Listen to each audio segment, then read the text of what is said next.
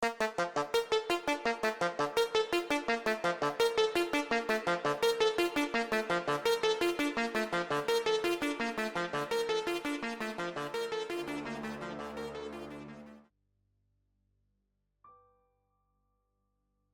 was a night like any other. The forest stretched out before me, endless, its towering pines reaching up toward the sky, their dark silhouettes barely visible against the faint light of the moon. It's funny how something so familiar, a place I'd walked 1,000 times, could feel so different at night. The trail beneath my boots was soft with damp leaves, and the sound of my footsteps seemed to disappear into the thick air around me. No animals stirred. The woods were unnaturally quiet, but I shrugged it off. Patrolling at night was nothing new for me. It came with the job. I was about halfway through my usual route when I saw him. At first, it looked like a man standing dead center on the trail about 50 yards ahead, barely visible through the trees. My first thought was that he might be lost, maybe a hiker who stayed out too late, or someone who wandered off the main path. I clicked on my flashlight and called out, "Hey, you all right out there?" My voice felt too loud, bouncing off the trees in a way that made the hairs on the back of my neck stand up. No response. He didn't move. I took a step closer, shining my light toward him. That's when I noticed something was off. His clothes didn't make sense, dark, plain, almost old-fashioned, like something from another time. But what really stopped me in my tracks was his face, or rather, the lack of one. It was as if someone had erased it, smoothed it out completely. No eyes, no mouth, just a blank, featureless surface where a face should have been. My mind scrambled to make sense of it. Was it a mask? A trick of the light? Instinctively, I took a step back. My heart was pounding now, a cold sweat breaking out on my forehead. "Hello?" I tried again, more out of some weird need for normalcy than expecting an answer. He didn't flinch, didn't move, just stood there, completely still, like he was waiting for something. I don't know how long I stared at him, frozen, but the next thing I knew, he was gone. 1 second he was there, and the next, the spot where he had been standing was empty, like he'd never been there at all. I forced myself to walk forward, every instinct telling me to turn around and head back to the station. But I had to know. I had to check. When I reached the spot where he'd stood, I found nothing. No footprints, no sign that anyone had been there. I told myself it was my imagination, that maybe I'd been out here too long, but deep down, I knew better. When I got back to the station, I couldn't shake the feeling that something was watching me, just out of sight. I told the others about what I saw, expecting them to laugh it off, but they didn't. Instead, I got knowing looks. One of the older guys, Pete, pulled me aside later and said, "You saw him, didn't you? The faceless man." He said it so casually, like it was a fact, like I wasn't the first. I didn't know what to say, so I just nodded. Pete sighed, running a hand through his thinning hair. "You're not crazy. I've seen him too. Hell, a few of us have. Same spot every time. He doesn't bother anyone though, just stands there." That night, I couldn't stop thinking about it. The stories Pete told me, the things that had happened in these woods, people disappearing, strange sightings, but nothing anyone could ever explain. I've been a ranger for years. I've seen some weird stuff, sure, but this was different. It was like something from another world, something that didn't belong here. And now, I can't help but wonder if I'll see him again. The next few nights on patrol were different. Every step I took felt heavier, not physically, but like something in the forest was waiting. I tried to push the thought of that faceless man out of my head, but every rustle of leaves or distant creak of a tree brought it all back. I kept telling myself it was just one of those unexplainable things that happen sometimes, something that I couldn't understand, but that didn't mean I had to be afraid. Yet, there I was, checking over my shoulder more than usual, gripping my flashlight a little tighter. One evening, Pete stopped by the station as I was heading out. "You going back out there?" he asked, a cigarette dangling from his lips. Eyes narrowed in that way old-timers get when they're half serious and half warning you without saying too much. I shrugged. "It's my job." Pete blew out a cloud of smoke and gave a slow nod, but there was something in his eyes that unsettled me. "Just be careful. Things get strange in these woods at night, more than you know." His words stuck with me as I walked. I thought about the stories he'd told me, about the other rangers who'd seen the faceless man, how none of them could explain it. But it wasn't just him. Pete mentioned other things, too. People disappearing, strange lights in the sky. But it was always that one spot where people saw him, always on that same trail. As I reached the familiar stretch, I felt my pace slow down without even thinking about it, like my body knew something was wrong before my brain caught up. The forest felt wrong somehow. It wasn't that the trees or the path had changed. It was just the way everything felt closer, like the woods were alive, pressing in around me. I kept scanning the trail ahead, half expecting to see him again, but nothing. Just the dark shapes of trees lining the path, their branches twisting like gnarled fingers in the faint moonlight. Still, I couldn't shake the feeling that something was watching me.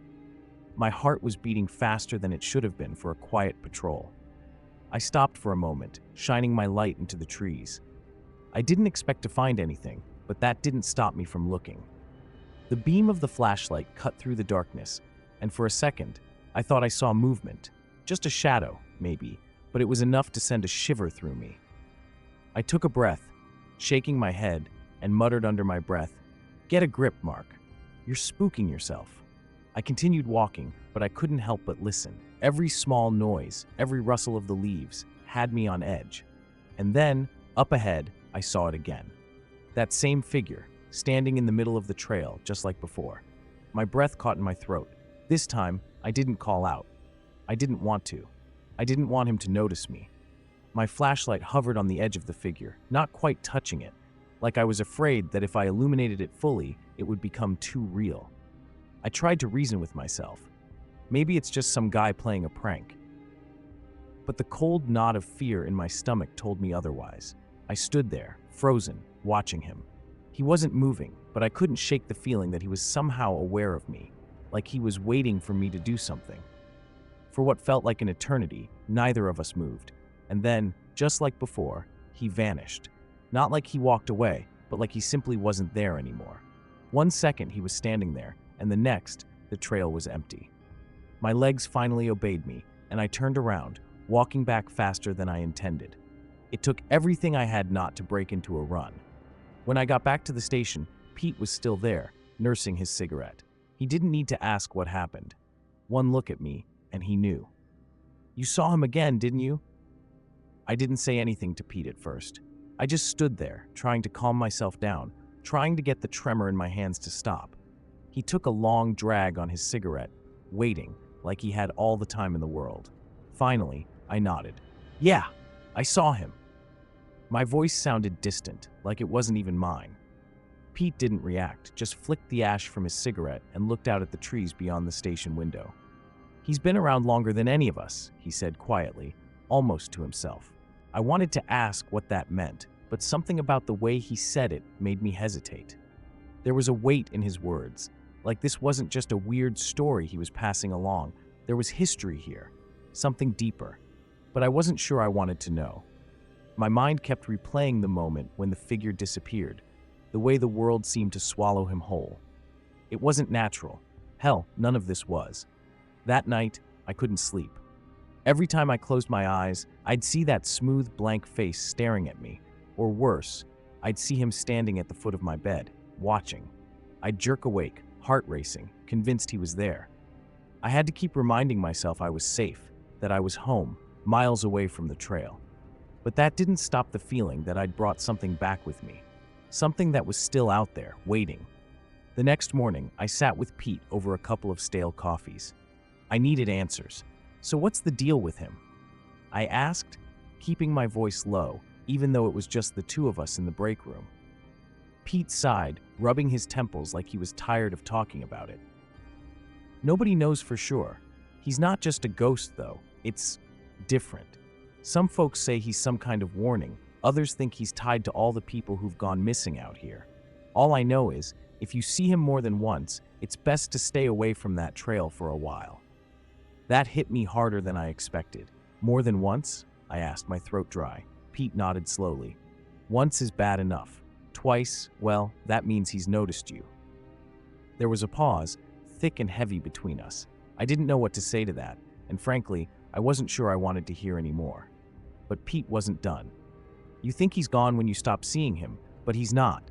Some people say they've seen him outside the forest, following them, showing up in their homes even. A cold knot formed in my gut at that. I couldn't help but glance at the window, half expecting to see that faceless figure standing there, watching. I pushed the thought away, but it lingered, settling deep in my chest. "And what happened to those people?" I asked, trying to keep my voice steady. Pete didn't answer right away, just looked at me, his expression unreadable. Then he stood up, taking his coffee with him. "Most of them don't talk about it, not after." I spent the rest of the day on edge, my mind racing.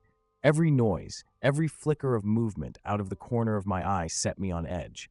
I kept thinking about what Pete said, about how seeing him more than once meant something, that he was paying attention to me.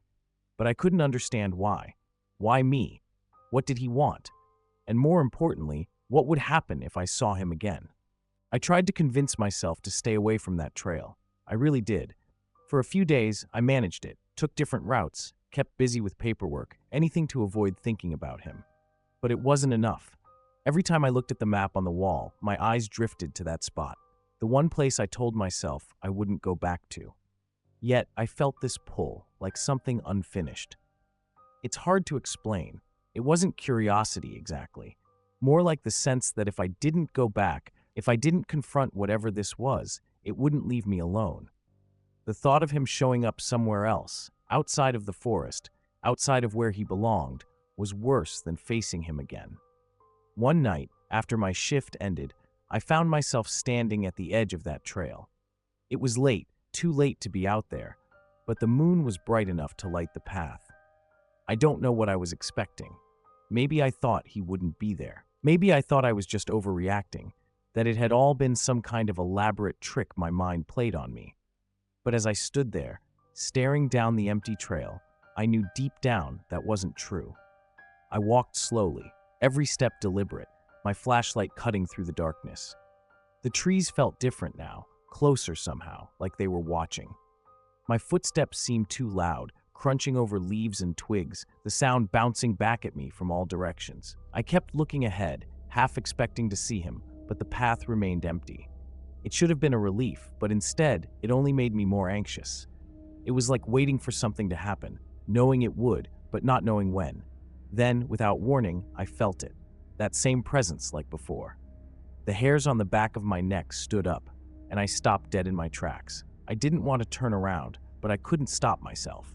Slowly, I turned, shining my light back down the trail.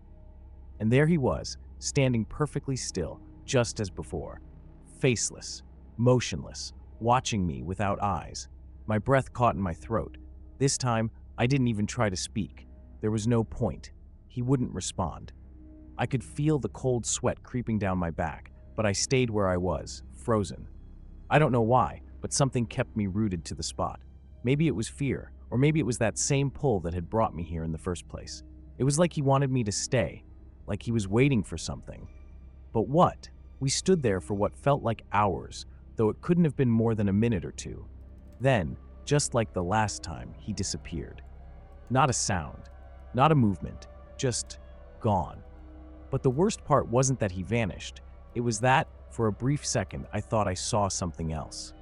A glimpse of a hand reaching out from the trees, or maybe it was just my mind playing tricks again. Either way, I didn't stick around to find out. I walked back to the station as quickly as I could without running. My heart was still racing by the time I got inside. I wanted to talk to Pete, to tell him what had happened, but he wasn't there. And maybe that was for the best.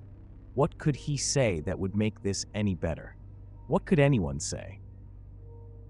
The truth is, I wasn't sure I wanted answers anymore.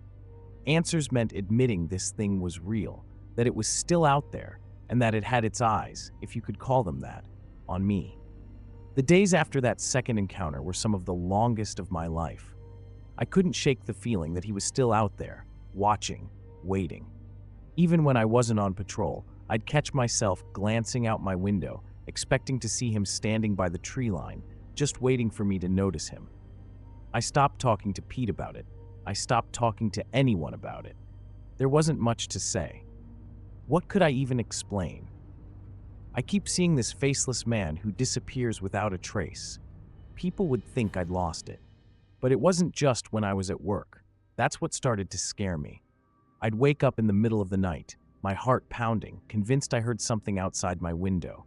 The creak of a floorboard maybe, or the soft rustle of leaves. Every time I'd lie there, frozen, barely breathing, until I convinced myself it was nothing. But the thought kept creeping back. What if he could leave the forest? What if Pete was right? One night, I couldn't take it anymore. The idea of him just showing up out of nowhere was driving me crazy. I hadn't patrolled that trail in over a week. I didn't want to, but I had to know. So, against my better judgment, I grabbed my jacket, flashlight, and headed back out. It was late, later than I usually went out, but that didn't matter anymore. The woods had become something else to me. It wasn't just a place I worked. It was something darker, something alive. The trail was just as I remembered it, unchanged and yet entirely different. My breath fogged in the cold night air as I made my way along the familiar path. I walked slower than usual, more cautious, like I was waiting for something to happen. My flashlight scanned the trees, casting long shadows that seemed to shift the moment I looked away. And then, up ahead, I saw him, just like before. Still, faceless, standing right in the middle of the path. This time, I didn't hesitate. I walked toward him. It wasn't bravery, I'm not sure what it was. Maybe anger, maybe exhaustion. I just knew that this had to end. With each step closer, I expected him to disappear, to vanish into the trees like before. But he didn't. He stayed, unmoving as I approached. My heart was hammering in my chest, but I forced myself forward, the beam of my flashlight trembling in my hand as it lit up his form. There was something wrong this time. Something different. He wasn't quite as still, and then, without warning, he turned. His head moved. Not fast, just slow and deliberate. And for the first time, I realized something I hadn't noticed before. There was something under that blank face, a faint outline, barely visible beneath the smooth surface, like something pressed against it from the inside. My blood went cold as I realized. It wasn't a mask. It wasn't an apparition. It was like something was trapped beneath the skin, struggling to get out. I froze. The flashlight flickered in my hand, the beam sputtering as if it was reacting to whatever this thing was. And then it took a step forward. The movement was jerky, wrong, like a puppet being forced to move. I stumbled back, barely able to keep my footing, and that's when I heard it. A faint, muffled sound. Not from him, but from under him. Like someone trying to scream, their voice swallowed by layers of something suffocating. I ran. I didn't look back. My legs burned as I tore down the trail, my breath coming in sharp gasps, but I didn't care. I couldn't shake the image of that thing moving toward me, the sound of whatever was trapped beneath. It wasn't just a faceless man. It was something far worse, something that shouldn't have been there, something trying to break free. When I finally reached the station, I collapsed on the steps, gasping for air. Pete was there, standing in the doorway, his face unreadable. "You went back, didn't you?" he asked quietly. I didn't answer. I couldn't. All I could do was nod. He stepped closer, putting a hand on my shoulder. "You should have stayed away," he said, his voice low, almost resigned. "He doesn't just watch, he takes." And that's when I noticed it, a reflection in the window behind Pete. Not mine, not his, just the faint outline of a face, or what was left of it. I've never seen anyone out there, but I know something's watching. I've spent most of my adult life patrolling these woods. I could walk these trails blindfolded, name every tree, every sound. The forest used to feel like a second home, a place where I could breathe, away from the mess of the world. But lately, something's changed. There's this presence. I can't explain it any other way. It's like being stared at, but when I turn around, nothing's there. Just trees, shadows, and the wind. At first I brushed it off, like maybe I was just tired, or my mind was playing tricks. But the feeling stuck. It started small. Just a flicker of unease, like when you realize someone's following you, but you don't want to believe it. I'd be walking, doing my usual patrol, and suddenly feel like I wasn't alone. I'd stop, listen, and hear something. Maybe it was just the wind, but it sounded like footsteps. Always a few paces behind me, and when I turned to look, they'd stop. I laughed it off at first. Being alone out here can mess with your head, right? But as the days went by, it got harder to ignore. A few weeks back, I found footprints. They weren't mine, and there hadn't been any hikers through that part of the forest for days. They were fresh too, pressed deep into the mud, but they stopped abruptly. No sign of where the person had come from or where they'd gone. Just gone. I stood there, staring at those prints for what felt like an hour, trying to make sense of them. How does someone just vanish like that? I remember hearing my own heartbeat, louder than it should have been. I didn't tell anyone. What would I even say? Hey, I think there's someone or something following me out here, but I can't prove it. I knew how that would sound, so I kept my mouth shut and tried to push it to the back of my mind. But that feeling didn't go away. If anything, it got worse. Every time I stepped out of my cabin, it was like I was being watched. It wasn't all the time, just in certain places, like there were spots in the forest where something lingered. Then came the night that changed everything. I'd set up camp in one of the more remote parts of the forest, a place I knew like the back of my hand. It was late, and the fire had burned down to embers. I was drifting off when I felt it, like something was standing right outside my tent. I froze, barely breathing, straining to hear. Nothing. But I knew something was there. The hairs on the back of my neck stood up, and my hand instinctively moved to the zipper of the tent. When I finally unzipped it and looked outside, there was no one there, just the quiet forest and the faint glow of the dying fire. But in the dirt, right next to the tent, were footprints. Fresh ones. I stared at the footprints, my mind racing to find a logical explanation. They were so close to my tent, close enough that I could have reached out and touched whoever, or whatever, had been standing there. My breath caught in my throat as I traced the prints with my eyes. They circled the tent, stopping a few feet away before disappearing into the trees. No other signs of movement, no trail leading in or out, just those damn prints, like someone had walked right up to me, watched for a while, then vanished. I stood there for what felt like an eternity, half expecting to hear something, a branch snapping, a rustle in the underbrush, but it was just the sound of my own breath, too fast, too loud. I considered packing up and leaving right then, but something held me back. Pride, maybe. I've spent years in these woods, and I've never let anything scare me off before. This wasn't going to be the first time. Still, I couldn't shake the feeling that something was out there, watching, waiting. I tried to go back to sleep, but every time I closed my eyes, I felt that presence again. Like it was right outside the tent, waiting for me to let my guard down. My hand stayed on the handle of my knife, a small comfort in the dark. Sleep didn't come easy that night, and when I finally drifted off, it was shallow and restless. Dreams of shadows shifting between the trees, of footsteps that didn't belong to me. By morning, the prints were still there, mocking me. I packed up camp in a hurry, my eyes darting to the tree line every few seconds, as if I might catch a glimpse of whoever had been out there. I didn't, of course. The forest looked the same as always, calm, quiet, indifferent. But I couldn't shake the feeling that I wasn't alone, that I hadn't been alone for a long time. It's strange, feeling like a trespasser in a place that should feel like home. As I hiked back to the station, I kept my head down, moving quickly. The faster I got out of there, the better, but the sound followed me, just out of reach. Soft, steady steps, always a few paces behind. I stopped more than once, turning suddenly, hoping to catch whatever or whoever was there off guard.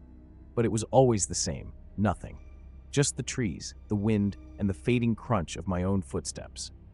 I told myself I was imagining it, that I was tired, that spending too much time alone out here was messing with my head. But deep down, I knew better. Something was out there, and it was watching me. I don't know what it wants or why it hasn't shown itself. All I know is I'm not alone in these woods anymore. I spent the next few days trying to shake off that feeling, convincing myself I was overreacting. But every time I went out on patrol, it returned. The sense of being watched followed me, never too close, but always there, lingering just out of sight. I'd pause now and then, pretending to check my map or look at the sky, but really, I was trying to catch whatever was tailing me. I never saw anything, though. No movement, no shapes between the trees. Just that unsettling awareness, like eyes boring into my back, waiting for me to slip up. One afternoon, I decided to take a different trail, one I rarely used. It led deeper into the forest to an area we didn't patrol often. If something or someone was tracking me, maybe this would throw them off. I walked quickly, glancing over my shoulder more often than I'd like to admit. The forest felt off. It wasn't just the isolation. I was used to being alone out here. It was something else, something more. The trees seemed too still, the air too thick, like the forest itself was holding its breath.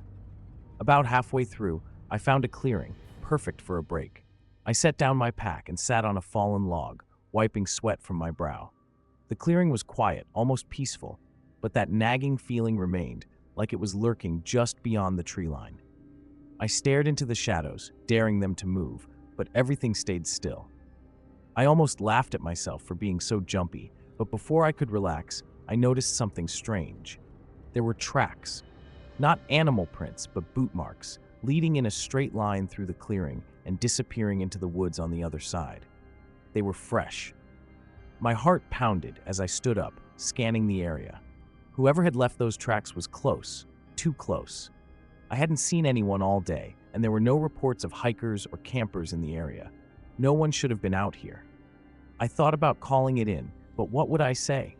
That someone was wandering around in the woods? That didn't exactly scream emergency.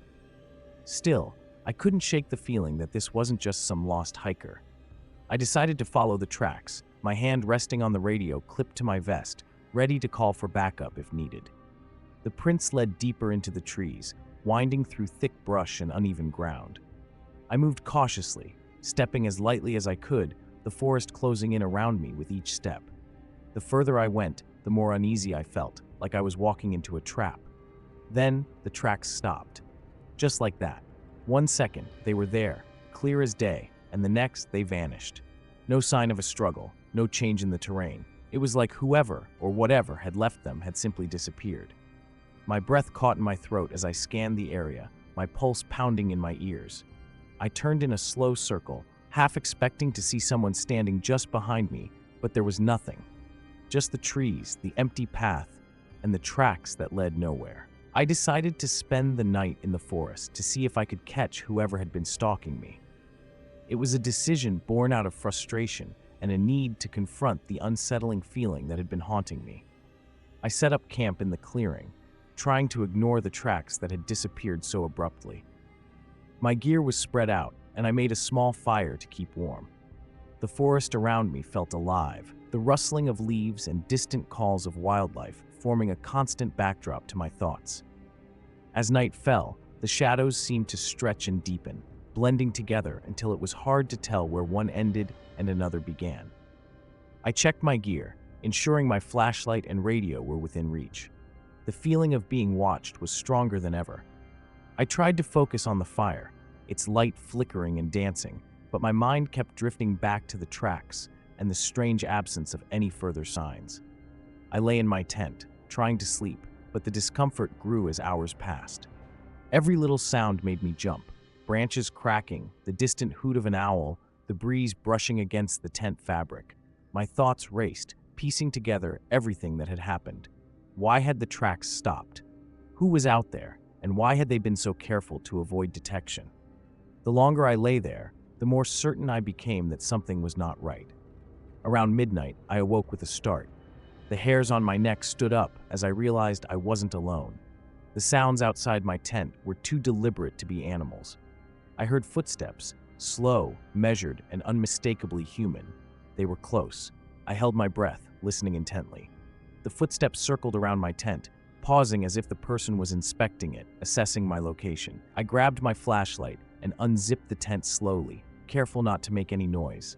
The cold air hit me as I peered outside, but the area was empty. No one was around, just the dark, silent forest. I shone my flashlight in all directions, but the only thing I found were my own tracks and the firelight reflecting off the trees. I stepped outside, my heart pounding. The feeling of being watched was even stronger now, almost suffocating. I started checking the perimeter of my camp. It was then I noticed fresh footprints around the tent, clear as day, just like before. The prints were larger, suggesting someone of considerable size. I followed them, and they led to a point where they abruptly stopped. The underbrush was undisturbed, the forest floor intact. It was as if the person had vanished into thin air. I felt a knot tighten in my chest as I realized I was no closer to understanding what was happening. The forest was still, but it seemed to be holding its breath, waiting for something to unfold. Every time I thought I was alone, the sensation of being watched intensified. It was relentless. I stayed awake the rest of the night, every rustle of leaves and snap of twigs sending my heart into overdrive. Whatever or whoever was out there, it was clear they knew I was watching too. The forest was no longer a place of tranquility. It had become a theater of unseen eyes and unspoken threats. The next morning, I felt the exhaustion weigh heavily on me. I packed up my camp, still grappling with the sense of dread that had been gripping me. The forest seemed unchanged, yet it felt alien, like it had turned against me. I couldn't shake the feeling that I was being watched. Every rustle in the underbrush, every snap of a twig felt like a warning. As I walked back to my truck, I noticed something odd. The footprints I'd seen earlier were now partially obscured by a thin layer of new soil and fallen leaves. It was as if someone, or something, had intentionally covered their tracks. The forest, once so familiar, now seemed to conspire against me, hiding secrets in its depths. When I finally reached the truck, I checked my gear and started the engine. My radio crackled to life. It was an automated message from the Forest Service about an upcoming training session, but there was something in the background, a low, rhythmic thumping that sounded like distant footsteps. I turned up the volume, but the noise vanished as quickly as it had appeared. I shook my head, trying to dismiss it as static interference. On my way back, I couldn't stop replaying the events of the night in my mind. I stopped at a small diner for breakfast, hoping to clear my head.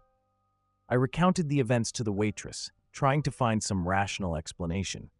She listened, nodding sympathetically, but said nothing unusual ever happened in those woods. Her reassurance did little to ease my unease.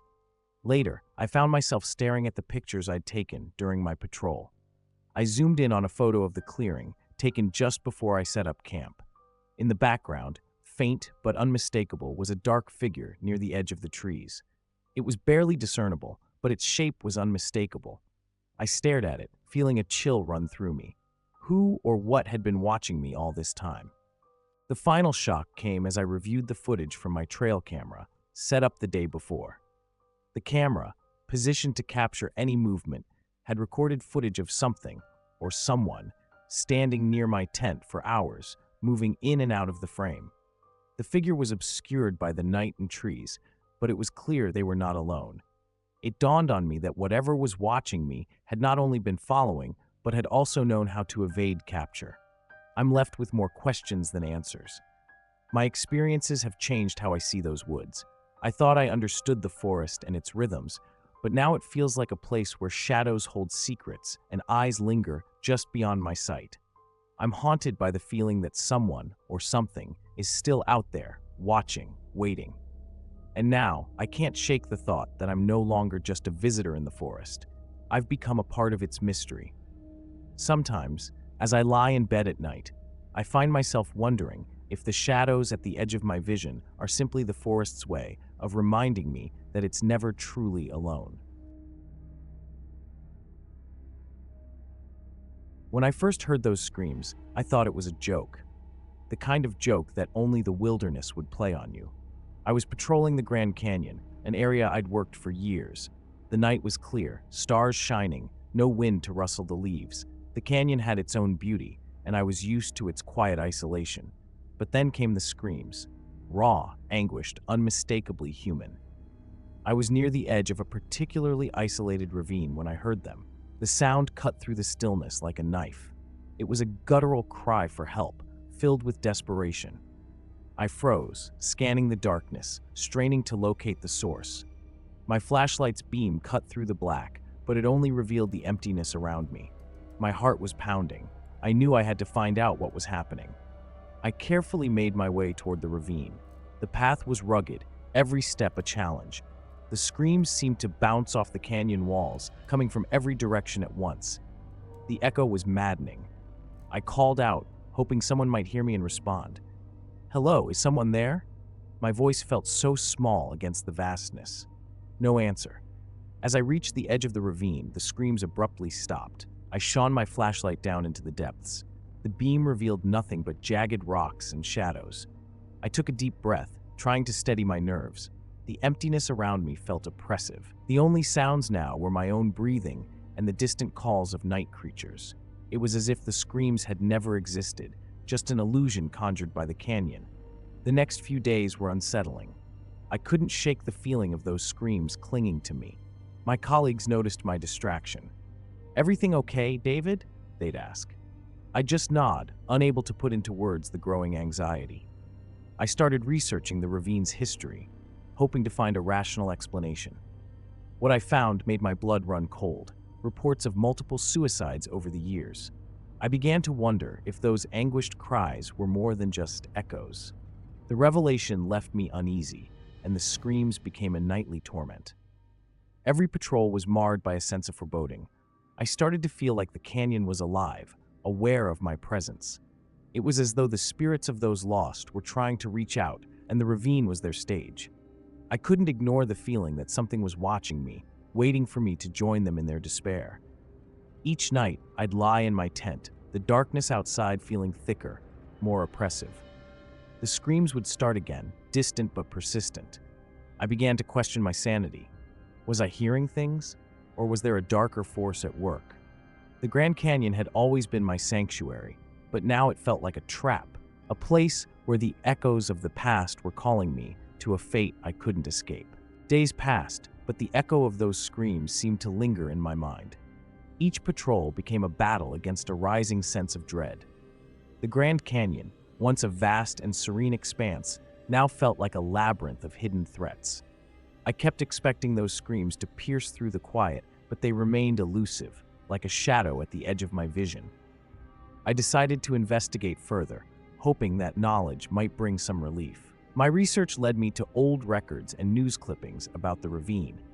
There were stories of people who had come here in desperation, their lives ending in the same lonely place. The pattern was chilling, each story a piece of a larger, unsettling puzzle. I began to think there might be more to this place than mere coincidence. One evening, while flipping through my notes in the ranger station, I noticed something peculiar. A series of dates and names matched the nights I'd heard the screams. The coincidences were unnerving. I muttered to myself, "It can't be. It's just a pattern." But deep down, I felt a growing fear that something more sinister was at play. That night, I decided to return to the ravine. I needed answers, or at least some semblance of control. I packed my gear, determined to confront whatever was haunting me. As I approached the ravine, the darkness seemed thicker, almost as if it were pushing against me. The familiar sense of being watched returned, making my skin crawl. When I reached the edge, I felt a chill run down my spine. The ravine appeared even more foreboding under the moonlight. I shone my flashlight into the depths, but the darkness swallowed the beam. I called out, "Is anyone there? If you need help, I'm here." My voice felt fragile against the overwhelming silence. The screams returned, but this time they were more distinct, more personal. They seemed to speak directly to me, pleading, accusing. I tried to make sense of them, but they were a cacophony of anguish. My flashlight flickered, and I felt a presence close by. I turned quickly, but the ravine remained empty. The feeling of being watched intensified. I wanted to run, to escape the suffocating grip of the canyon. But my legs felt like lead, my mind trapped in a cycle of fear and uncertainty. The next morning, I was a wreck. My colleagues noticed my disheveled appearance and the wild look in my eyes. "David, you okay?" they asked with concern. I tried to brush it off, but inside I was unraveling. The canyon had become a prison of my own making, its dark secrets clawing at my sanity. I knew then that I had to get away before the canyon's grasp tightened further, but the screams and the shadows seemed to follow me wherever I went. The days grew longer and the nights darker. I couldn't shake the feeling that something was lurking just out of sight. Every time I closed my eyes, those screams replayed in my head. I started avoiding the ravine, but it seemed like a noose tightening around my sanity. I tried talking to my colleagues, but they just laughed it off. "It's probably just stress," one of them said. "You know how the mind plays tricks on you in the dark." But it wasn't just stress. I knew that. I had seen too many strange things, felt too many unexplainable sensations to ignore it all as mere imagination. Every time I drove past the ravine, I felt a cold draft sweep through the vehicle, as if the canyon itself were reaching out, whispering its dark secrets. I couldn't escape it. One evening, I decided to confront the nightmare head-on.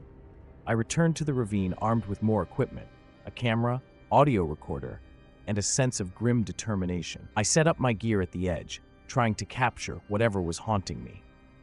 As I reviewed the footage later, my hands shook uncontrollably. There was nothing visible, just the darkness, but the audio was different. The recorder picked up faint, anguished cries, layered over each other, as if the ravine were alive with voices. My sleep became fractured, filled with dreams of falling into the ravine, surrounded by shadowy figures. Every noise outside my cabin made me bolt upright in bed. I began questioning my own reality. Was I losing my grip on sanity, or was there something genuinely sinister here? I walked around the canyon with a constant sense of foreboding, knowing that whatever was out there was watching me. Then, something happened that pushed me to the brink. One night, as I sat alone in my cabin, the power went out. I grabbed my flashlight and headed outside to check the circuit box. As I walked, I heard those screams again, louder and more urgent. They seemed to come from everywhere, behind me, in front of me, all around. I spun around, the beam of my flashlight cutting through the darkness, but I saw nothing. My heart raced, and I could barely catch my breath. I stumbled back to the cabin, but the screams didn't stop. They grew more desperate, more insistent. I wanted to run, to leave everything behind, but I knew I couldn't. The canyon had a grip on me now. I sat there in the darkness, my mind reeling, the weight of the canyon's torment pushing me closer to the edge. I realized then that I had become a part of its story, a new chapter in its tragic history. The ravine was no longer just a place, it was a living, breathing nightmare. I tried to reason with myself, to convince myself that I could leave, but deep down, I knew that wasn't possible. The canyon had woven itself into my very being, and escaping it meant confronting whatever was waiting in that darkness. The thought of it was unbearable. The days felt like a blur. My routine was fractured by sleepless nights and relentless fear. I couldn't shake the feeling of being watched, a constant pressure on my chest. I started to see shadows moving in the corners of my vision, but when I turned to look, there was nothing there. My coworkers grew concerned, noticing the shift in my demeanor, but I couldn't bring myself to explain. How could I describe something that seemed so unreal? One afternoon, I decided to take a different route on my patrol, hoping it might offer a distraction. As I approached a rocky outcrop overlooking the ravine, I saw a figure standing in the distance, barely discernible against the backdrop of the canyon. My heart pounded, thinking someone was out there, possibly in trouble. I shouted, but the figure didn't move. I approached cautiously, but as I got closer, the figure dissolved into the landscape, leaving me with a cold, unsettling feeling. Back at the cabin, I was gripped by an overwhelming urge to understand what was happening. I started digging through old records and found a stack of documents about past incidents in the canyon. The information was chilling. Multiple suicides had occurred over the years, each involving someone who had reported hearing voices or seeing things before their deaths. The connection was undeniable. The ravine seemed to have a tragic pull, drawing people to its edge with promises of release. My own experiences began to mirror those accounts. The cries grew louder at night, almost as if the canyon itself was trying to communicate with me. I would wake up in a cold sweat, my heart racing as the screams continued, echoing through the empty cabin. Desperation set in. I couldn't escape the feeling that something was trying to drag me down into the ravine, to join the souls trapped there. One night, driven to the brink, I returned to the ravine with a plan. I wanted to confront whatever was causing these disturbances. As I stood at the edge, peering into the darkness below, the screams reached a fever pitch. I felt a force, a pull that was both physical and emotional, urging me to step closer to the precipice. I gripped the flashlight tightly, trying to steady my nerves, but my resolve was crumbling. It was then that I saw them, shadowy figures moving within the ravine, their shapes indistinct but unmistakable. They seemed to be reaching out, their cries blending with the howling wind. The realization hit me with a jolt. These weren't just random voices or figments of my imagination. They were the echoes of those who had come before, their suffering entwined with the very fabric of the canyon. I stumbled back, barely able to breathe, my mind racing. The canyon wasn't just a place, it was a collector of despair, a void that fed on the anguish of those who came too close. My terror was now intertwined with a profound understanding that escaping wasn't an option. The ravine had chosen me as its next chapter, and no matter how hard I tried to leave, I knew I would never truly be free from its grasp. As I walked away from the edge, the cries followed me, a haunting reminder that some places hold on to more than just memories. They capture souls, and once you're in their grasp, leaving becomes an illusion. I couldn't shake the sense of dread that clung to me like a second skin. The office staff noticed my deteriorating state, but I brushed off their concern with hollow reassurances. It was only a matter of time before my own fears began to consume me. I started to avoid the ravine altogether, hoping that if I ignored it, the voices might eventually stop. But deep down, I knew that wasn't going to happen. One evening, as I walked back to the cabin, I noticed something peculiar. The nearby trees seemed to have shifted, their branches forming a barrier that hadn't been there before. I felt a chill, an unsettling sensation that made my skin prickle. I moved closer, my flashlight revealing an old rusted sign half buried in the dirt. "Danger, do not enter." It was barely legible, but it struck a chord deep within me. That night, sleep was elusive. The cries from the ravine invaded my dreams, turning into a cacophony of desperation and pain. I woke up to the sound of scraping at my window. I mustered the courage to investigate, but nothing was there, just the dark and the chill. I couldn't escape the feeling that something or someone was trying to reach out to me. The following day, I decided to visit the local historian, hoping to learn more about the canyon's grim history. The historian, an elderly man with a weathered face and a gaze that seemed to pierce through time, was reluctant to speak at first. But when I pressed him, he told me something chilling. "They say the canyon was once a place where people would come to end their suffering, drawn by voices only they could hear," he said. "No one really knows why. It's as if the canyon has a will of its own, a hunger for those who are lost." The historian's words haunted me. The idea that the canyon had a will, a hunger, made my stomach churn. I realized I had been drawn to the ravine, not just by curiosity or duty, but by something far more sinister. I had become part of its story, an unwilling participant in its dark narrative. Determined to end this nightmare, I went back to the ravine one last time. As I stood at the edge, the voices were louder than ever, almost deafening. The shadows in the ravine seemed to move with a purpose, coalescing into forms that seemed almost human. My knees went weak, and I felt an overwhelming urge to jump, to give in to the pull that had haunted me for weeks. But just as I was about to give in, I heard a voice, my own. It was like a memory of a conversation, a fragment of who I used to be before all of this started. "You don't have to do this," the voice said. "This isn't you."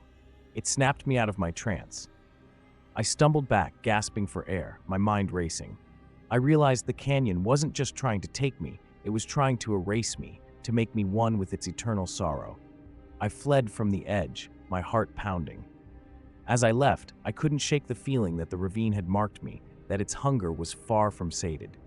The canyon would always be there, waiting, a dark whisper in the corners of my mind. My transfer request went through, but the nightmares didn't end. The ravine's pull is now a constant shadow over my life, a reminder that some places are not meant to be understood, only avoided.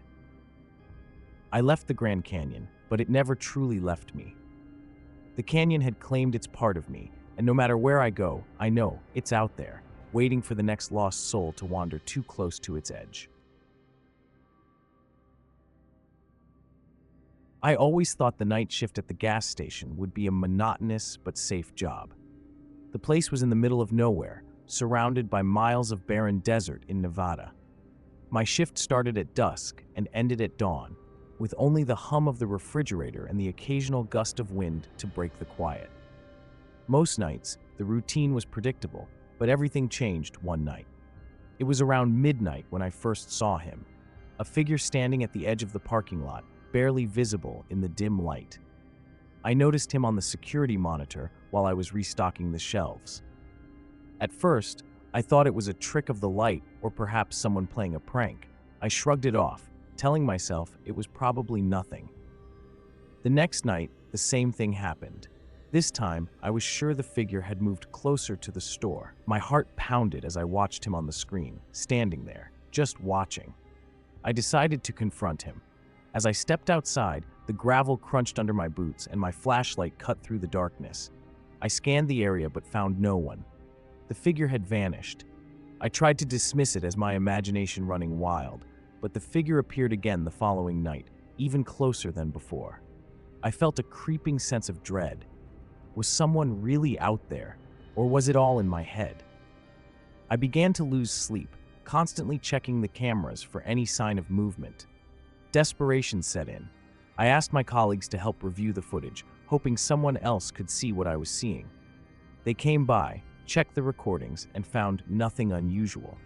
They reassured me it was likely just stress or a glitch in the system. Their dismissiveness only added to my unease. I couldn't shake the feeling that something was terribly wrong. The figure's nightly appearances became more frequent, each time edging closer to the store. I knew there was something sinister about that shadowy presence. But the more I searched for answers, the more I felt like I was losing my grip on reality. It was as if the figure was trying to tell me something, or worse, to lure me into the darkness. I felt trapped in a nightmare, one that followed me every time I tried to close my eyes. The figure continued to appear each night, always closer to the store, always more distinct in the shadows. I could never make out his face clearly, but the outline was unmistakably human. The way he moved, or rather, the way he didn't move, made my skin crawl. The nights started blending together. My sense of time was slipping. The only thing that felt real was that figure. Every time I checked the cameras, he was there, creeping closer. I began to dread the sound of the security monitors beeping. The unblinking gaze of the cameras seemed to mock me, showing me exactly what I was too scared to face. I tried talking to some of the regulars who came in for gas. "You ever notice anything strange around here?" I asked, trying to sound casual. They just shrugged and gave me odd looks, as if my question was out of place. Maybe they thought I was joking, but I was desperate for anyone to validate what I was experiencing. One night, I decided to stay in the store's office, watching the cameras with my phone, ready to call the police if necessary. My fingers hovered over the dial pad as the figure came into view. I watched him standing close to the door, his shape more defined now. I grabbed my flashlight and prepared to confront him again, but the moment I stepped outside, he was gone. The next day, I was exhausted. I could barely keep my eyes open, but I had to find out what was happening. I reached out to other gas stations along the highway, asking if they had experienced anything similar. Most laughed it off, but one older man told me he had heard about strange occurrences at that very spot, rumors of a man who had gone missing years ago, never found. My heart raced as I listened. The more he spoke, the more I realized this wasn't just about me. This was a story with a past I couldn't ignore. I returned to the gas station that night with a renewed sense of dread.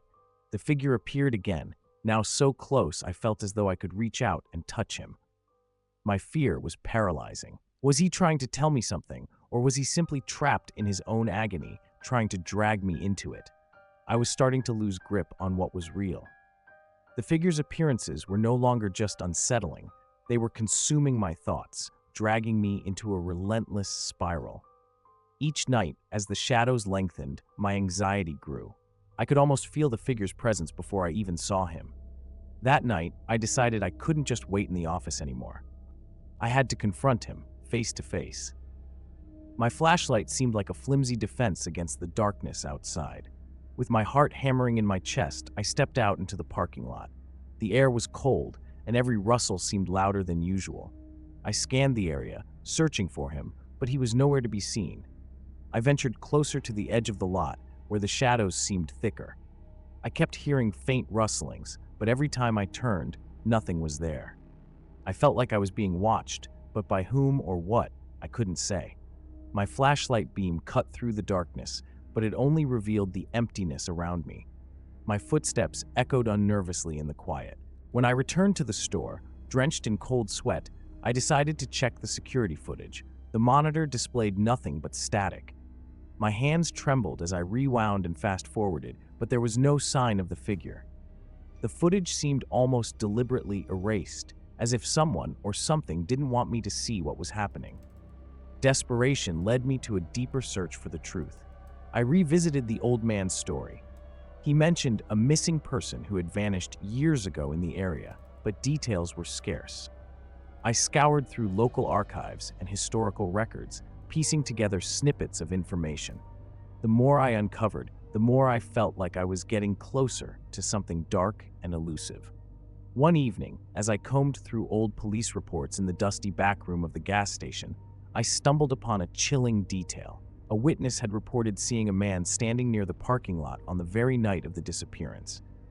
The description matched the figure I had seen so many times. It was as if this mystery was reaching out to me, urging me to solve it, even as it threatened to pull me under. I couldn't escape the thought that this wasn't just about me. The figure was somehow linked to the tragic history of this place. The more I researched, the more I felt like I was being dragged deeper into the past. The figure's appearances became more frequent, each one a reminder of the unresolved, urging me to confront the truth, or perhaps become part of it. The nights grew colder, and the shadows seemed to stretch longer. My sleep became a series of anxious fragments, filled with the relentless image of that figure, always lurking just out of sight. I couldn't ignore the gnawing suspicion that something terrible was about to happen. One night, as the clock inched toward midnight, I decided to confront my fears head-on. I stood behind the counter, watching the security monitors with a sense of dread that had become a constant companion. My eyes darted back and forth between the screens, each one showing the empty parking lot and the surrounding darkness. The familiar dread settled in, making every shadow look menacing. Just as I was about to turn away, the figure appeared again on the screen. This time, he was closer to the gas station. My pulse quickened as I grabbed my flashlight and headed outside. The cold air hit me sharply, but I barely noticed. My focus was solely on the area where the figure had been. As I approached the spot, my flashlight beam swept through the darkness, revealing nothing but the occasional tumbleweed blowing past. I called out into the night. "Hello? Is someone there?" My voice cracked, betraying my fear. There was no reply, just the faint rustling of wind. Returning to the store, I checked the footage again. The figure had vanished once more, leaving no trace on the video. Frustration and fear mingled inside me. I thought about the old reports, the missing person whose fate seemed so eerily connected to my experience. My heart raced as I considered the possibility that the figure was somehow tied to that unresolved case. In a final attempt to make sense of everything, I decided to visit the site of the disappearance. The old, abandoned building near the station had always seemed eerie, but now it felt like a crucial piece of the puzzle. As I approached the building, I felt an uneasy presence. The night was still, but every creak and groan of the old structure seemed to amplify my growing anxiety. Inside, the air was heavy with dust, and the moonlight filtered through broken windows, casting strange shadows. I moved cautiously through the building, my flashlight revealing old, forgotten relics of a past I wanted to understand. As I explored, I couldn't shake the feeling of being watched. I could almost hear footsteps echoing behind me, though whenever I turned around, there was no one there. The deeper I ventured into the building, the more I felt like I was crossing into something dark and dangerous. The figure's appearances and the stories of the missing person were no longer just isolated incidents. They were becoming intertwined with my own reality. I was at the edge of understanding something horrifying, but I couldn't tell if it was the truth or just my mind unraveling. The line between reality and fear was blurring, leaving me to grapple with the unsettling question: was I becoming part of a story that had long been unresolved? The tension in the air was palpable as I continued my search through the old building. I had combed through the ground floor and was now making my way up the creaking staircase. Each step seemed louder than the last, and my heartbeat synced with the rhythm of my ascent. I couldn't shake the feeling that I was on the brink of uncovering something disturbing. As I reached the second floor, I noticed an old office door slightly ajar. The hinges groaned in protest as I pushed it open. The room inside was cluttered with dusty files and abandoned furniture. A single, decaying chair sat in the middle of the room, facing a grimy window. I approached cautiously, my flashlight revealing nothing more than cobwebs and forgotten papers. I was about to turn away when I saw it. A small, faded photograph pinned to the wall next to the window. It depicted a man whose face I recognized from the missing person reports.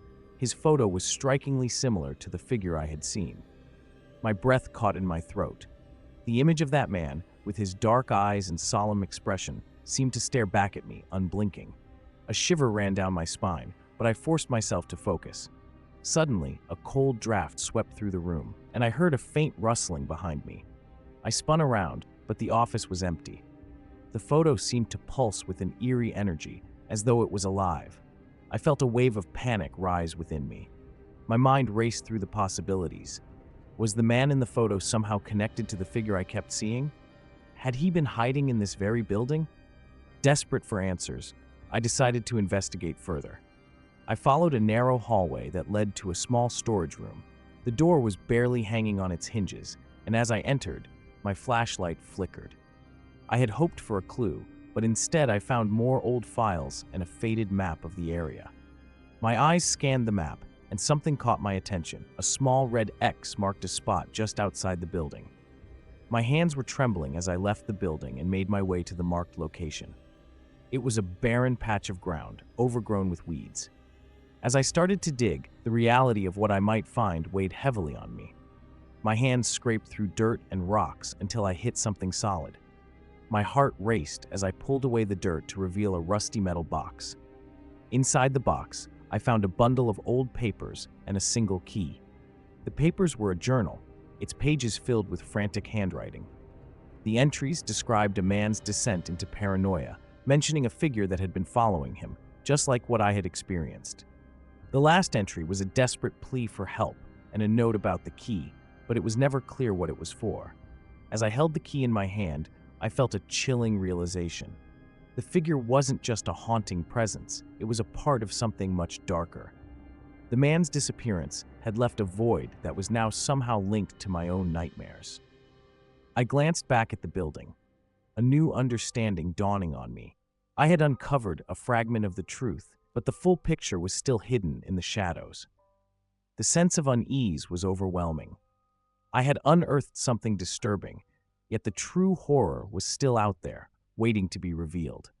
The connection between the figure and the missing person was undeniable, but the full extent of its implications remained just beyond my grasp. I was left with more questions than answers, and as I returned to the gas station, I couldn't shake the feeling that the nightmare was far from over.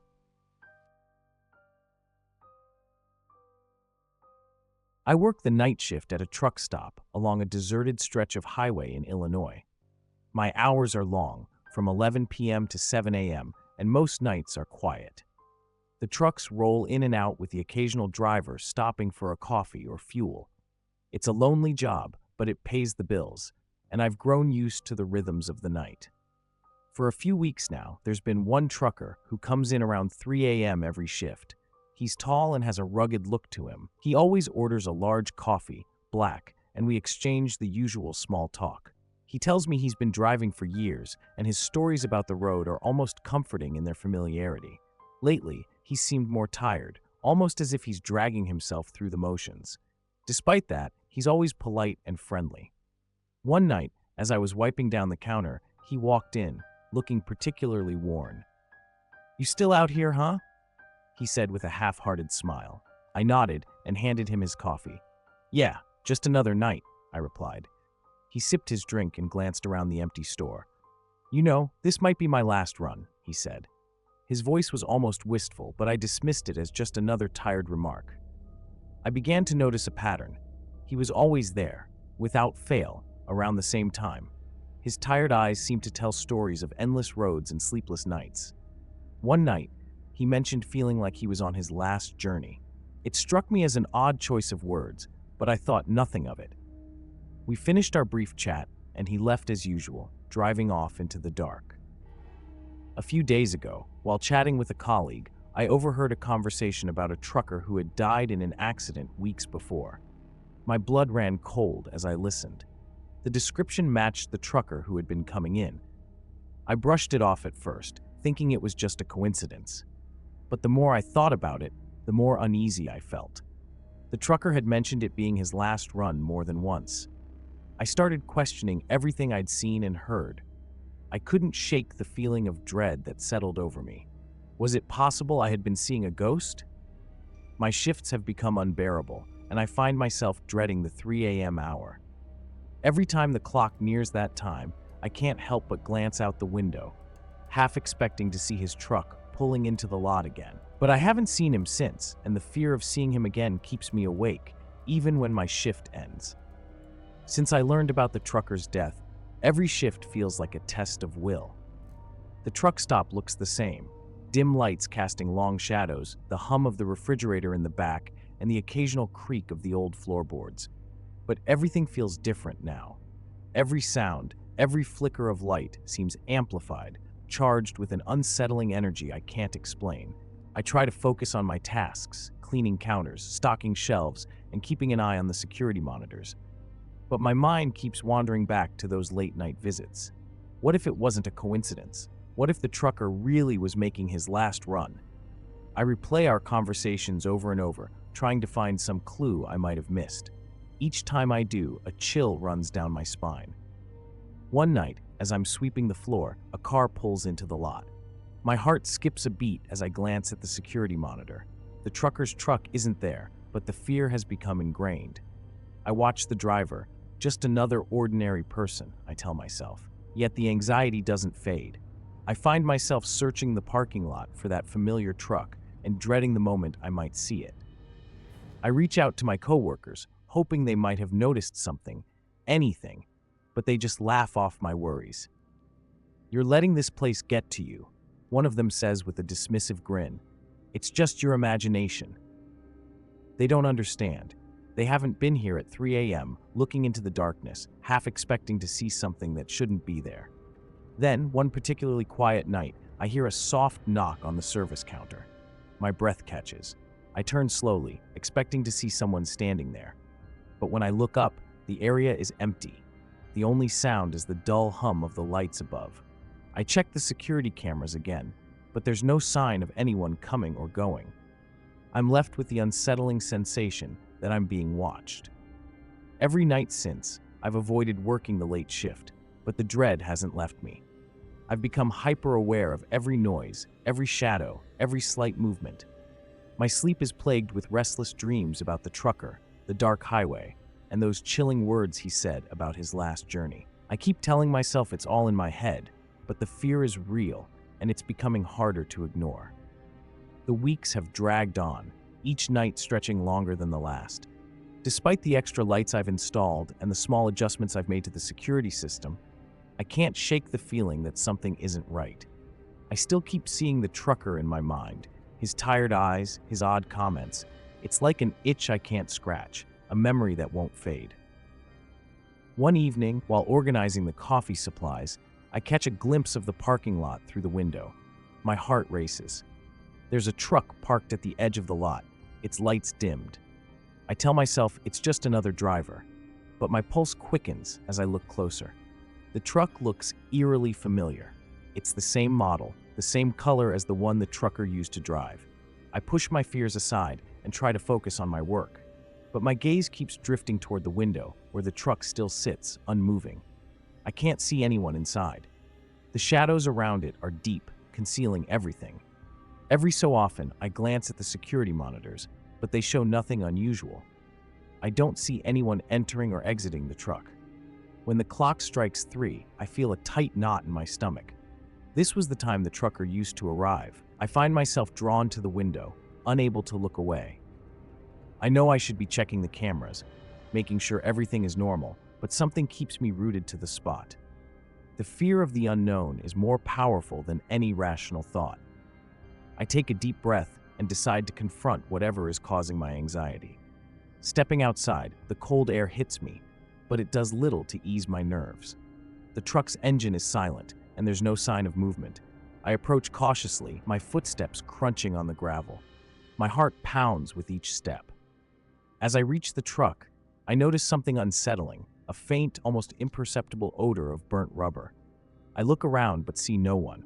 I knock on the door, hoping to get a response, but it remains lifeless. When I finally step back, I notice the license plate number matches the one from my memory. That's when it hits me.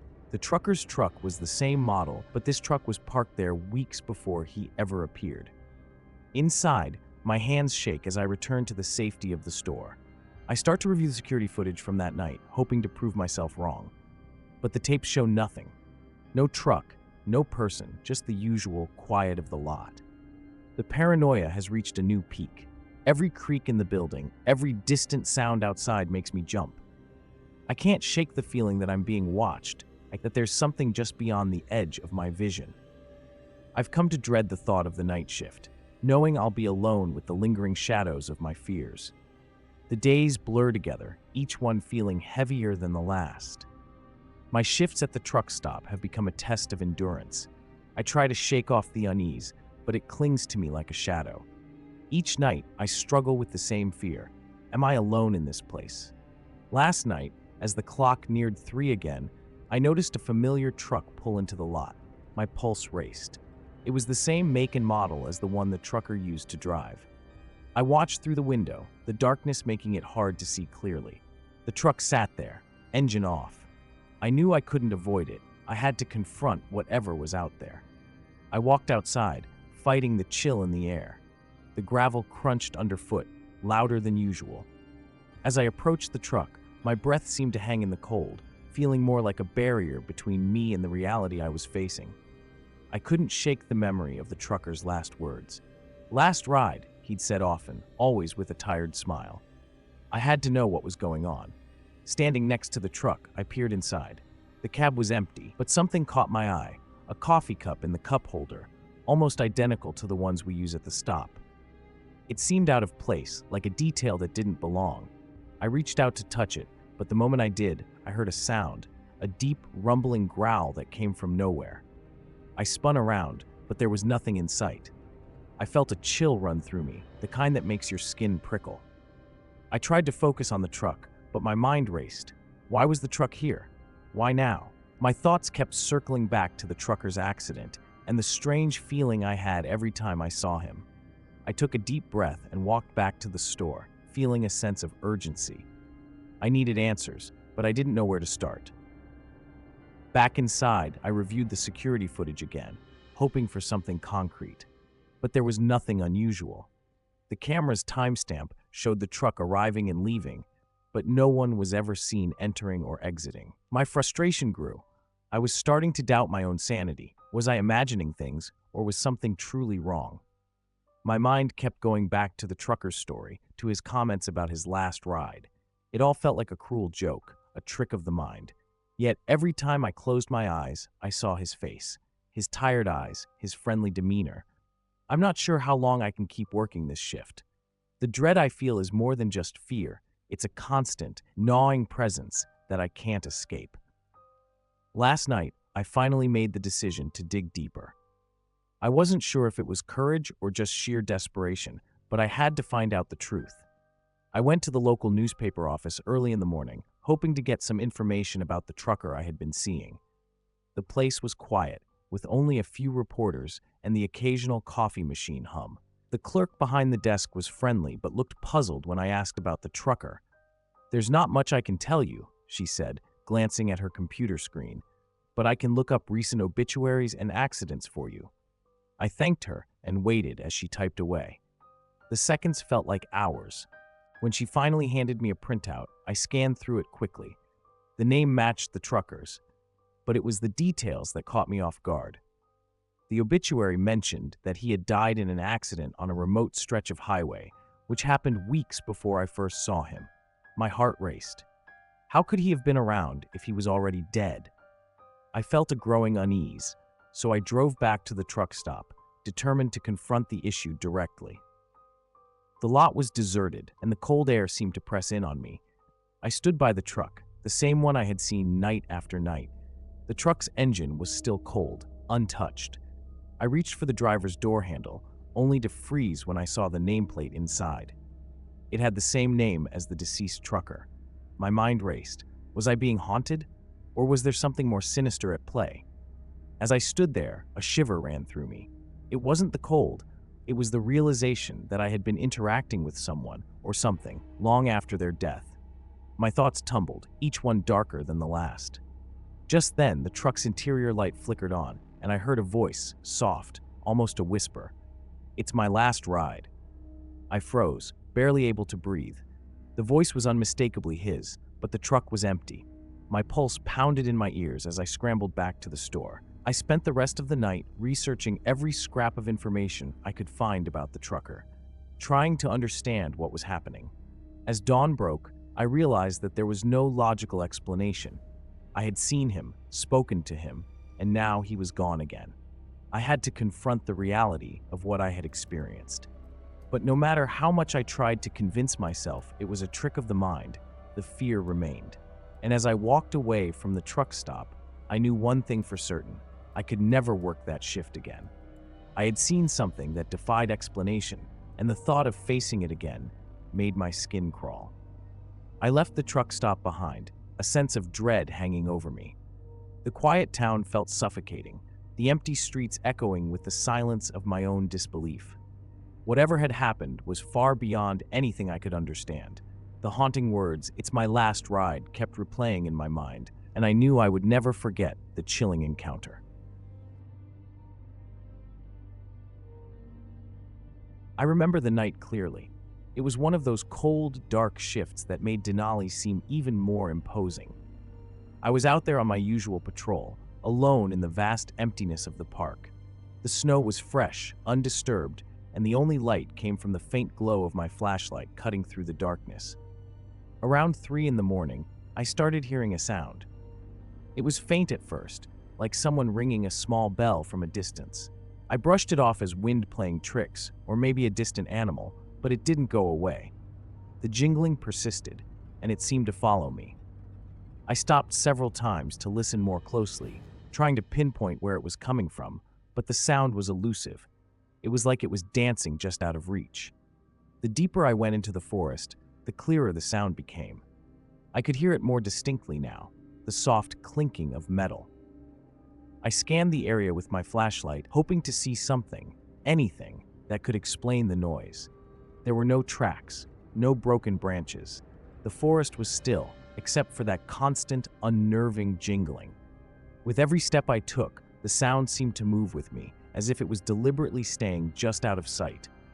I began to feel uneasy, as if I was being watched. It was the kind of feeling that made your skin prickle and your heartbeat quicken. I told myself it was just the isolation getting to me, but it was hard to ignore how the jingling seemed to grow louder the more I tried to locate it. When I finally returned to the ranger base, I was relieved but still rattled. I mentioned the sound to a couple of my colleagues, hoping to get some reassurance. They listened with a mix of curiosity and skepticism.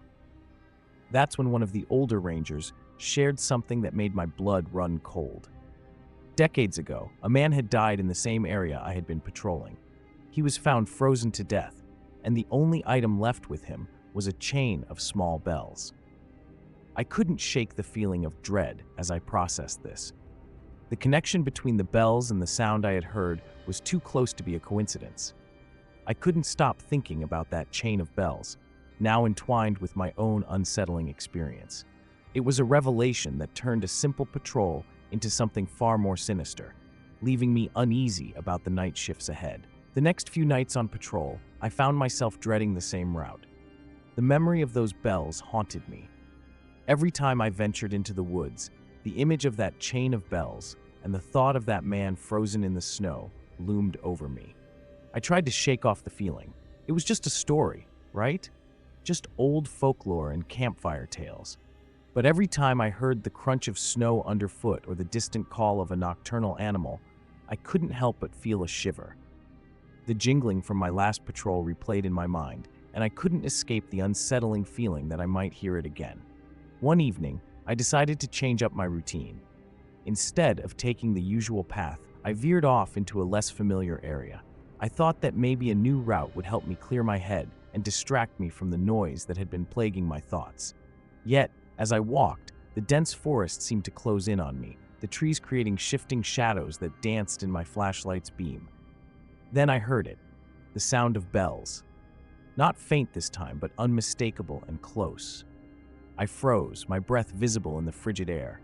The jingling grew louder, more pronounced, and I felt my pulse quicken. My flashlight beam darted around, trying to catch a glimpse of what could be causing it, but there was nothing. No movement, no sign of anything or anyone. Just the relentless sound of those bells. I retraced my steps back to the base, my thoughts racing. I spoke to the other rangers about what had happened. I was met with raised eyebrows and half-hearted chuckles. They tried to ease my nerves, attributing the sounds to wildlife or wind playing tricks. But I knew what I had heard, and the certainty in my mind was more chilling than any explanation they offered. That night, I couldn't sleep. I lay in bed, staring at the ceiling, my thoughts consumed by the sound of bells. What was out there? Was it just a coincidence or something more? The weight of the story about the man with the chain pressed heavily on my mind. I couldn't escape the feeling that the forest held something I wasn't meant to understand, something that had followed me out of the past and into the present. A few nights later, I found myself back on my usual patrol route, trying to make sense of everything. My flashlight cut through the darkness, the beam dancing over the snow-covered ground. The cold nipped at my face, and the quiet of the forest seemed to swallow every sound. I tried to focus on the routine tasks of my patrol, but my mind kept returning to those damned bells. It was past midnight when I heard them again. At first, the sound was faint, like a distant memory.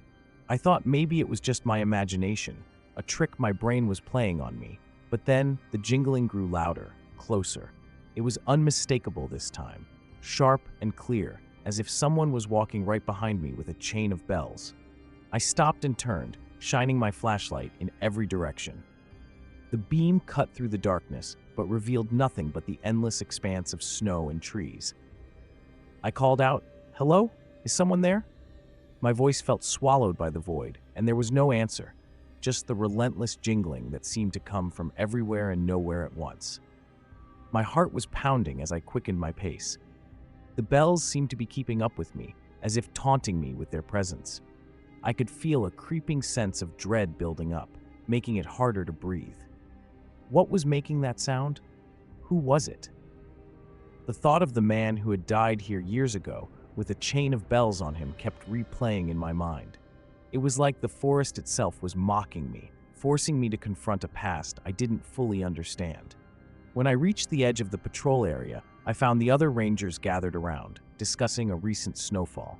I tried to keep my voice steady as I relayed what had happened. I heard the bells again. They were right behind me. I felt my face flush with embarrassment as I spoke, worried they'd think I was imagining things. One of the rangers, Tom, looked at me with a mix of concern and skepticism. "Brian, you've been working these night shifts for a while now. Maybe you're just tired. The forest can play tricks on you, especially in the dark." I wanted to argue, to convince him that it wasn't just exhaustion. But as I looked at their faces, I could see they weren't fully convinced. The thought of the bells, the jingling that followed me through the woods, stayed with me. I felt like something was waiting, something I hadn't yet encountered, lurking just beyond the edge of the known world. The next few nights were unnervingly quiet, almost too quiet. The usual sounds of the forest seemed absent, as if it were holding its breath. I went through my patrols, trying to ignore the uneasy feeling that settled in my stomach. The bells had stopped, but the memory of them lingered, haunting me. One evening, as I was reviewing some paperwork in the ranger station, I overheard a conversation between two of my colleagues. They were discussing old cases and strange occurrences in the reserve. My ears perked up when I heard them mention the man who had died here decades ago. "They found him with that chain of bells," one of them said. It was as if he was trying to signal for help. My curiosity got the better of me, so I joined in. "I've been hearing those bells," I said cautiously. "I thought it was just me, but now I'm not so sure." Tom, the ranger from earlier, gave me a sidelong glance. "We've all heard things out here," he said. "The forest has its way of playing tricks on us, but the story of that guy, It's been told and retold. People hear what they want to hear. I tried to shake off the chill that crept up my spine at his words. Still, I couldn't ignore the feeling that there was more to the story. The bells, the freezing cold, the man's desperate attempt to survive. It all seemed to tie together in a way I couldn't fully grasp. That night, I decided to venture back to the area where I'd first heard the bells. I wasn't sure what I was looking for, but the need to confront whatever it was became overwhelming. I walked the same trail, the snow crunching under my boots. My flashlight beam cut through the darkness, casting long shadows that danced with every movement. As I reached the spot where I had heard the bells most clearly, I paused, listening intently. Nothing. I was about to turn back when I noticed something glinting in the snow. I bent down and picked up a small, tarnished bell. My heart raced as I realized it was identical to the ones I'd heard that night. I glanced around, half expecting to see someone or something emerge from the shadows. I slipped the bell into my pocket, feeling the weight of it against my leg. The forest felt heavier, more oppressive, as if it were closing in on me. The bells were no longer just a sound. They were tangible, a physical link to something I couldn't quite understand. I hurried back to the station, the image of the bell burning in my mind. Whatever was out there was getting closer, and I had a feeling that I was about to find out just how deeply it was connected to the past. The bell felt like an anchor to an unsettling past, and it gnawed at me. The next few days, every shadow seemed longer, every sound more pronounced. I couldn't shake the feeling that I was being watched, even when nothing seemed out of place. My colleagues, although sympathetic, brushed off my concerns as stress or fatigue. "You're just imagining things," they said, but their words did little to calm my nerves. On another patrol, I made my way back to the site where I had found the bell. I needed to understand more about what had happened there. I combed through the area, trying to piece together any details that might explain why the sound had disturbed me so much. It was in the middle of this search that I stumbled upon something I hadn't expected, a rusted, old chain buried under the snow. The bells were still attached. I reached out to pick it up, and as my fingers closed around the metal, a shiver ran through me. This was the same chain described in the old stories. My breath quickened. I took the chain back to the ranger station, determined to learn more about the man who had died here. That night, I delved into the archives. The man's name was Jack Sullivan. According to the records, he had been a trapper who got lost in a severe storm. His body was found with the chain, but the circumstances of his death were vague, just that he had been trying to signal for help. As I read through the records, I found a photo of him. His face was etched with the same desperation that I felt now. The next evening, I decided to revisit the area with the chain and the bell. I was determined to find some sort of closure. As I walked the familiar path, the snow creaked underfoot and the forest seemed to hold its breath. I reached the spot and set up a small fire to keep warm. The night was still, the kind of stillness that makes you uneasy. Suddenly, the bells started again. It wasn't a distant sound this time. It was right next to me. I froze, trying to pinpoint the source. The chain lay in front of the fire, and the bells clanged as if they were being shaken. My heart raced. I spun around, but the darkness offered no answers, just the oppressive weight of the unknown. In the flickering firelight, I noticed something. Snow had been disturbed around the chain. I dug carefully and unearthed a small leather pouch. Inside there was a letter, written in a shaky hand. It was Jack Sullivan's last message. He described his fear, the growing cold, and his desperation to survive. He wrote about hearing bells and seeing shadows in the snow, and he pleaded for someone to find him before it was too late. The last lines were barely legible. "They're still out here. I'm not alone." The realization hit me hard. Jack's story wasn't just a ghost story. It was a warning. Whatever had been following him in the storm was still there, lingering. The bells were more than just a sound. They were a call to remember, a cry from the past that had somehow made its way into my present. I left the area feeling as though the forest had taken something from me, leaving me with an understanding of its chilling truth. I've worked the night shift at this old mall for over a year now, and I thought I'd seen it all. The place is huge, with empty stores and flickering lights, but it's my job to keep an eye on things. It's usually just me and the echoes of my footsteps bouncing off the tile floors. One night, as I was making my usual rounds, I glanced through a store window and saw a woman standing in the middle of the store. She was perfectly still, her gaze locked onto me. The store was closed, and I knew no one should be inside. My heart skipped a beat. I approached the window, hoping to see if she was just a figment of my imagination. When I opened the door and stepped inside, the store was completely empty. The shelves were bare, and the floor was covered in dust. I called out, but no one answered. I looked around, checking behind every corner, but she was gone. It felt like a cruel joke. Maybe my mind was playing tricks on me, or maybe I was just too tired. I went back to the security office, trying to shake off the feeling of unease. I reviewed the footage from the security cameras, expecting to see nothing unusual. But there she was again, not just in the store I'd seen her in, but in several other locations throughout the mall. Her face appeared in various stores, always watching me. Her eyes were haunting, and the way she seemed to follow me made my skin crawl. It was like she was trying to tell me something, or maybe she was lost and looking for help. I tried to reason with myself. Maybe it was a glitch in the system, or perhaps someone was playing a prank. But deep down, I couldn't shake the feeling that something was off. The mall's history came to mind. I remembered hearing about a woman who had disappeared here years ago. I decided to dig into it, hoping to find some answers. The thought of an unresolved case lingering in the shadows of this place made my stomach turn.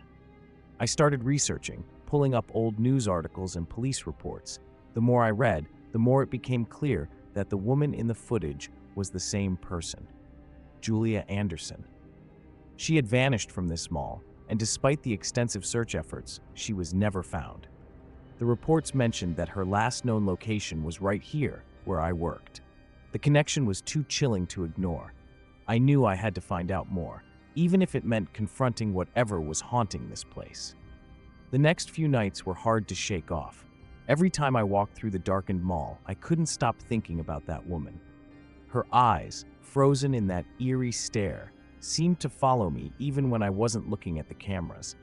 I was haunted by the thought that she might be trying to tell me something, but I had no idea what. One evening, I decided to go back to the stores where I'd seen her, hoping to find something, anything that could explain what I had witnessed. I started with the store where I first saw her. The place was just as empty as before, with its dusty shelves and forgotten merchandise.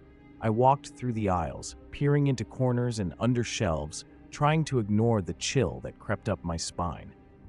The lights flickered intermittently, adding to the sense of dread. As I walked through the store, I found myself stopping in front of a display window.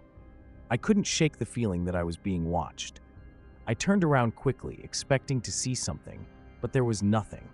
Just the same empty store, bathed in the dim light of the flickering bulbs. I rubbed my eyes and took a deep breath. I was letting my imagination run wild. Still, something about the emptiness made my heart race.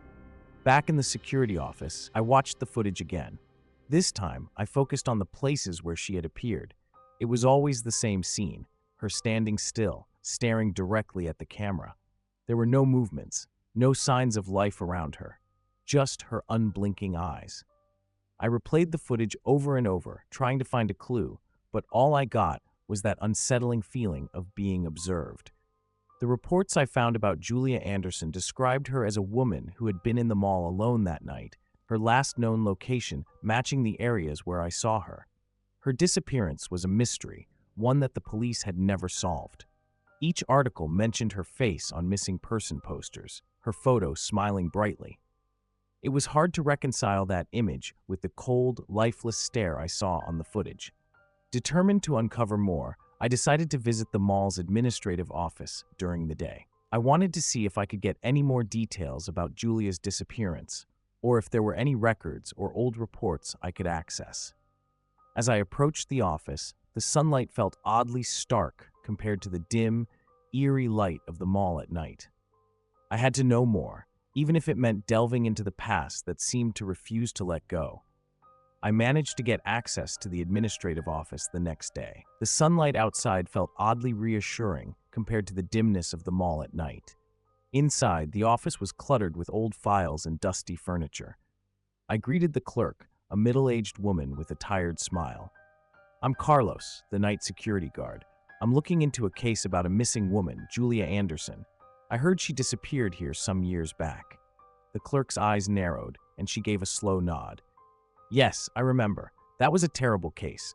We never found her. Most of the files are in storage. You might need to speak with someone from the police department for more details." I thanked her and headed towards the storage room. As I sifted through boxes of old records, I noticed the smell of must and mildew. Each document I pulled out was a snapshot of a past that felt unsettlingly close. The reports on Julia Anderson were brief but haunting. Descriptions of her last known movements, surveillance footage, and witness statements painted a picture of an ordinary woman caught in an extraordinary situation. One report mentioned that Julia was last seen leaving a store near the food court just before closing time. According to the footage, she had been alone in the mall, just as I had been. The more I read, the more I felt a sinking sensation in my gut. Was I somehow connected to her? Her disappearance felt personal, as if I was living through the same experience she had. Returning to the security office, I reviewed the footage from the previous nights again. The woman's presence had become more frequent in different stores. I saw her in the clothing section, then in the electronics store, always with that same vacant stare. It was as if she was trapped in a loop, endlessly searching for a way out. I began to wonder if there was something I was missing. The way she appeared and vanished from the footage seemed deliberate. Was she trying to communicate something? My anxiety grew with every replay. I wanted to understand why she kept appearing, and I couldn't shake the feeling that she was trying to warn me or tell me something crucial. The office's fluorescent lights flickered intermittently as I looked through old files again. In one corner of a dusty folder, I found a report about a similar incident. A security guard who had seen a woman in the mall long after it had closed. The similarities were too close to ignore. The guard had left the job, citing strange occurrences and unexplained phenomena. I stared at the report, a cold sweat forming on my forehead. I had to figure out the truth behind these sightings before it consumed me entirely. I sat back in the chair, staring at the report in my hands. The words blurred as my mind raced. Another guard had experienced the same thing. It wasn't just me. I wasn't losing my mind. But the fact that someone else had gone through this only made it worse. They'd quit. They couldn't handle it. Could I? The air in the office felt thick, suffocating even though I was inside a well-lit room. My palms were sweaty as I flipped through more pages, but I didn't find anything new. Just the same old paperwork, the same haunting descriptions of Julia Anderson's disappearance, and that lone guard's brief, panicked statement. I saw her.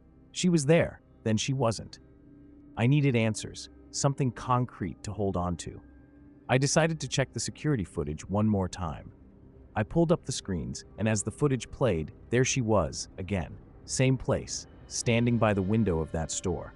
Her face was pale, her hair falling loosely over her shoulders, and her eyes, it was like she could see me, even through the monitor. That same cold stare, as if she was waiting for me to notice her. Without thinking, I stood up and rushed out of the office. My legs moved before my brain could catch up. I was heading straight toward the store where I had seen her. My breath quickened, and the sound of my footsteps echoed through the empty corridors of the mall. Each step felt heavier than the last, my heartbeat drumming in my ears. When I reached the store, I froze. The door was unlocked. I hadn't unlocked it, and no one else should have had access. I pushed it open slowly, half expecting to see her standing there, waiting for me. But the space was empty. Racks of clothes hung lifeless, and the faint scent of old fabric filled the air. The store was still. Too still. My eyes scanned the room, landing on a full-length mirror at the back of the store. It seemed out of place, like it had been moved recently. Something pulled me toward it, an irrational urge to get closer, to see what was there. As I approached, I realized I could see a faint reflection, hers. She was standing right behind me in the mirror, but when I turned around, nothing. Just the empty store. I stumbled back, my hands shaking. What was happening? Why was she still here? And why did she keep appearing to me? My mind raced with questions, but the fear, the sheer terror of knowing I wasn't alone, consumed me. I backed away from the mirror, my pulse pounding. Her reflection was burned into my mind, even though she wasn't there anymore. What did she want from me? My legs felt weak as I stumbled toward the store entrance, glancing over my shoulder, half expecting to see her materialize in front of me. But the store remained empty, just racks of clothes and dusty mannequins. I tried to convince myself it was all in my head. Maybe the long hours alone were finally getting to me. But no matter how much I tried to rationalize it, something gnawed at me. I couldn't shake the feeling that this was more than my mind playing tricks. It was too real, too vivid. And then there was the fact that other guards had seen her too. I made my way back to the security office, my hands trembling as I fumbled with the keys. I needed to sit down, get my bearings. But the second I sat in front of the monitors again, my stomach dropped. She was back, this time in a different store. She wasn't standing by the window anymore. She was inside, walking slowly between the aisles. Her head turned, almost in slow motion, until her eyes locked onto the camera, onto me. My breath caught in my throat. No, this can't be real, I whispered, trying to calm myself. But deep down, I knew I had to face it. There was something more happening here, something that logic couldn't explain. I pulled up the old reports again, the ones I'd skimmed earlier, the ones about Julia Anderson. The details were vague, but enough to make my skin crawl. She had been last seen entering the mall late at night. No one saw her leave. The police had scoured the place but found nothing. It was like she had vanished into thin air. My thoughts spiraled as I stared at the screen. I was gripping the edge of the desk so tightly, my knuckles had turned white. Why was she still here? What was keeping her tied to this place?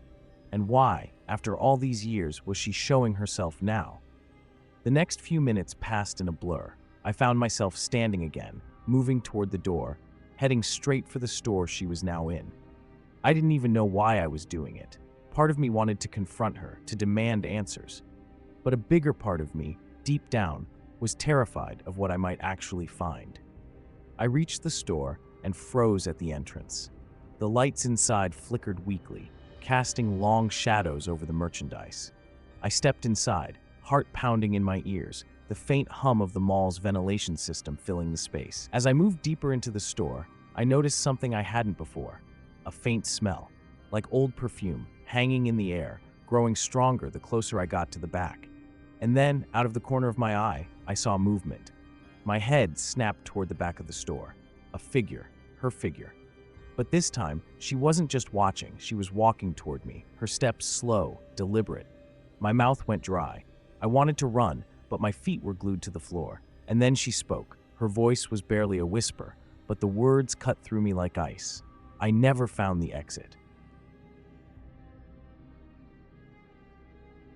It was a cold night, colder than usual for late spring in the mountains. I'd been driving the same stretch of highway for years, but something about this particular shift felt different. The road was unusually empty. No late-night truckers, no passing cars, just me and the endless curve of asphalt winding through the dark. My patrol car's headlights bounced off the rocky cliffs on one side and the steep drop on the other, casting shadows that twisted with each turn. It was quiet, except for the steady hum of the engine. I was about halfway through my shift when I saw it. A car up ahead pulled off on the shoulder. Its headlights were on, the engine running, but there was something unsettling about how it just sat there, not quite off the road, but not exactly in danger either. I pulled over behind it, leaving a gap, and stepped out, my boots crunching on the gravel as I approached. I could see a woman standing by the driver's side window, her back to me, shoulders slightly hunched. She looked like she was talking to someone in the car, though from my angle, I couldn't see anyone inside. "Ma'am, everything all right?" I called out, my voice echoing a little more than I expected in the stillness. No answer. She didn't turn or acknowledge me, just kept facing the car, her head tilted slightly, as if she was listening to something, or someone, I couldn't hear. My hand instinctively moved to my flashlight, though the car's lights were bright enough to make it unnecessary. Still, I clicked it on, shining it toward the vehicle's interior, but the back seat was empty. I took a few steps closer. "Ma'am?" I repeated, louder this time, but again, no reaction. There was something off about her posture, like she was too still. My fingers tightened around the flashlight as I moved to the passenger side of the car, intending to get a better look inside. That's when it hit me. The car wasn't just empty in the back, it was empty in the front too.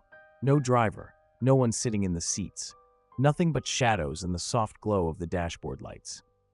I stopped dead in my tracks. My mind scrambled to make sense of what I was seeing. I knew I'd just seen her standing there. I knew it. I took a step back, suddenly unsure of what to do next. Something about this wasn't right. I glanced over my shoulder at my patrol car, the urge to get back inside creeping up on me, but my feet stayed planted where they were. I felt like I was caught in some strange moment, the world around me pressing in with an intensity that made my pulse quicken. For a moment, I thought about calling it in, but what was I supposed to say? There's a woman who isn't here? It didn't make any sense. I shook my head, forcing myself to take another step toward the car. I leaned in, peering through the window, trying to spot anything that would explain this. But there was nothing. No purse, no keys, no sign that anyone had been there at all. I stood there for what felt like hours, though it was probably just a minute. My breath came out slower than usual, like my body was trying to keep me calm, even though my mind raced in circles. I glanced back toward the road, half hoping to see another car approaching, something to break the odd stillness around me.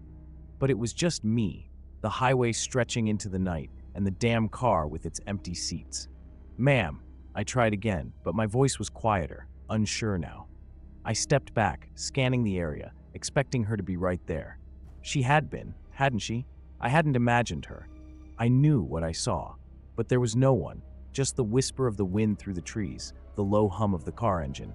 I should have gone back to my patrol car then, just called it in as some abandoned vehicle, maybe a prank. But something kept me rooted to the spot, like I was waiting for something. Waiting for her. My flashlight caught the reflection of something near the back of the car. I leaned in, but it was just the taillights glowing red against the asphalt. I walked around the vehicle, eyes darting between the road and the edge of the woods. Nothing moved. No sign of her. The cold felt sharper, like the temperature had dropped in the last few minutes. I pulled my jacket tighter, though it did little to shake the growing unease that was creeping up my spine. What was I supposed to do now? I hesitated at the driver's door, my hand hovering near the handle. Maybe there'd be something inside, a wallet, papers, anything to explain who the woman was, where she'd gone. I opened the door, the creak louder than expected. The interior light flicked on, casting an eerie glow over the empty seats. There was nothing out of place, but it didn't make sense. The keys were still in the ignition, the engine softly idling. It was like whoever had been driving just disappeared. I shut the door, the click sounding too final, like I just locked myself out of some understanding of what was going on. I turned back toward my patrol car, trying to shake off the weirdness of the whole thing. I'd get back to the station, file a report, and let someone else deal with it in the morning. But as I walked away, I couldn't help but glance over my shoulder. That's when I saw her. She was standing in the middle of the road, just behind my car. Her back was still to me, that same strange tilt to her head, like she was listening to something just out of reach. My heart skipped, and I froze. I had no idea how she'd gotten there. Not a single sound had given her away. For a long moment, I just stood there, watching her, waiting for her to move, to do anything. I couldn't move. My legs felt rooted to the asphalt, like if I took one step, I'd shatter the fragile sense of reality I was desperately clinging to. She was there, just standing still, her dark hair hanging over her shoulders, swaying slightly. There was no sound, no movement from her at all. But she was watching me. I couldn't see her face, but I could feel her eyes, like a pressure at the back of my mind. I swallowed hard, forcing myself to speak. "Ma'am, are you all right?" My voice came out too quiet, barely above a whisper, as if part of me didn't want to catch her attention. I should have been louder, should have stepped forward like I always did on patrols. But something held me back, like I wasn't supposed to get too close. I waited, hoping for a response, some explanation that would make sense of the weirdness hanging over everything. She didn't answer, didn't move, and the longer I stood there, the more unnatural it felt. My fingers twitched toward my radio, but I didn't call it in. How would I even explain this? I have a woman standing in the road, not saying anything? They'd think I was crazy. Hell, I was starting to wonder if maybe I was. Maybe I was tired, seeing things after too many night shifts, but I couldn't shake the certainty that she was real, and worse, that I wasn't alone in this moment. She knew I was there, watching her. I took a slow step back toward my patrol car, the gravel crunching beneath my boots. Her head twitched, just barely, but enough for me to notice. My stomach dropped. She knew I was leaving. My heartbeat picked up, and I could feel a cold sweat start to form on the back of my neck. "Ma'am?" I called again, a little louder this time. Nothing. It was like she was waiting for something, waiting for me to do something, maybe make a mistake. I glanced toward my car. I needed to get out of here. I'd write it off as a report, an odd encounter, file it away with the rest of the strange things that happen on these late-night patrols. But as I turned toward the driver's side door, the feeling of being watched grew stronger, pressing against my back. It was unbearable. I had to look again. I had to see if she was still there. She wasn't. The road behind my car was empty, just the stretch of dark pavement vanishing into the night. My breath hitched. Where had she gone? There was nowhere to hide out here. No cars, no houses, just the woods and the road. I fumbled with the door handle, yanking it open and sliding into the driver's seat. My hands were shaking as I reached for the ignition, but I couldn't tear my eyes from the rearview mirror. And there she was, standing behind my car, staring straight at me, her face still hidden by her hair. She hadn't moved an inch. I stared into the rearview mirror, my heart pounding so hard I could feel it in my throat. She was still there, standing dead center in the road behind me, as if she'd never left. Her body didn't shift or sway. It was like she was frozen in place, watching. My hands were gripping the steering wheel, so tight my knuckles had gone white, and I couldn't shake the growing sense of dread, that feeling that something was terribly wrong and had been the moment I first saw her. I blinked, hoping, stupidly, that she might disappear if I just looked away for a second. But when I glanced back, she was still there, unmoving. I tried to rationalize it. Maybe it was a prank, some kind of sick joke, but deep down, I knew that didn't make sense. No one would be out here at this hour in the middle of nowhere pulling something like that, especially not with that look about her, like she didn't quite belong in this world. A cold sweat broke out along my neck as I debated what to do next. I couldn't just drive off, right? Leaving her standing there didn't feel right, but every instinct I had screamed at me to get out of there. I reached for my radio, but my fingers stopped short. What was I going to say? "There's a woman. No, she's gone. No, wait, she's back." I'd sound insane. Hell, I felt insane just thinking it. I swallowed hard and forced myself to breathe, one shaky inhale after the other. "All right, get it together, Jake," I muttered to myself. I had to go back. I had to figure out what the hell was going on. I threw the car into park and reached for the door handle, but before I could pull it open, something strange happened. She moved. Not toward me, thank God, but her head tilted ever so slightly to the side, like she was listening to something. It was such a small, deliberate movement, but it was enough to make my blood run cold. For a second, I froze. My hand hovered over the door, unsure of whether to open it or lock it tight. She still didn't come closer, just stood there, like she was waiting for something, or maybe someone. The idea hit me like a punch to the gut. What if she wasn't alone? What if this whole thing was a setup, a distraction to lure me out of the car? The dark road seemed even emptier now, but suddenly, the isolation felt threatening. I scanned the area, half expecting to see someone, or something, lurking in the shadows. But there was nothing, just the faint outline of trees and the stretch of asphalt disappearing into the night. "Damn it," I whispered, pulling my hand away from the door. I couldn't shake the feeling that I was walking into something I didn't understand, that I was in over my head. I sat there, staring at the woman in the rearview mirror, my pulse thudding in my ears. The dark road ahead seemed to stretch endlessly into the night, but my focus was locked on her. I couldn't bring myself to open the door. I felt trapped, like leaving the car would cross some line that I couldn't return from. Think, Jake. Think. The words echoed in my mind, but no amount of reasoning was going to explain what was happening. I was a highway patrolman, trained to handle emergencies, but this was something else. I shifted uncomfortably in my seat, gripping the wheel until my fingers ached. It felt like the temperature had dropped even lower, but I didn't dare turn on the heat. My breath came out shaky, fogging up the windshield. I glanced back through the mirror again, hoping she'd be gone, that maybe I'd imagined the whole thing. But no, she was still there, standing completely still. That's when it hit me. She wasn't looking at me. Her gaze was fixed on something else. But what? I turned my head slowly, squinting into the night, scanning the road. Nothing. Just that same eerie emptiness. My eyes darted back to the mirror, and that's when I saw it. She was closer. No movement, no sound, just closer. A chill crawled down my neck. How the hell? I slammed my hand on the gear shift, half ready to floor it and leave her behind, but a voice in my head whispered something I couldn't shake. You have to know. My stomach twisted at the thought, but I had to understand what was happening here. Every instinct screamed at me to drive, to get away, but instead, I found myself opening the door. The night air hit me like ice, colder than it should have been for this time of year. I stepped out cautiously, boots crunching on the gravel shoulder. The woman didn't move. She just stood there, in the same spot, except now she was facing me, staring. Her face was pale, too pale, like it had been drained of life. My heart hammered against my chest as I took a step forward, forcing myself to call out, "Ma'am?" My voice cracked, and I cleared my throat, trying again. "Are you okay?" She didn't respond, just watched. And that's when I noticed it. The headlights from my cruiser should have cast a shadow behind her, but there was none. It was like the light passed right through her, as if she wasn't really there at all.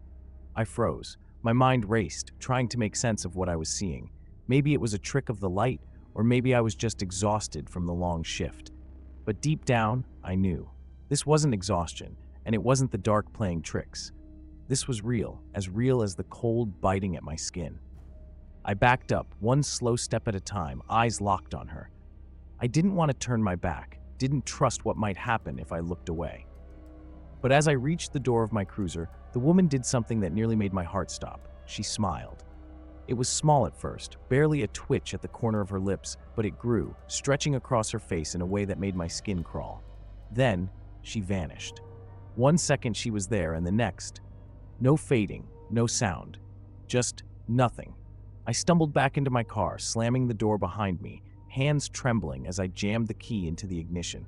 The engine roared to life, and I threw the car into drive, speeding down the road like I could outrun whatever I had just witnessed.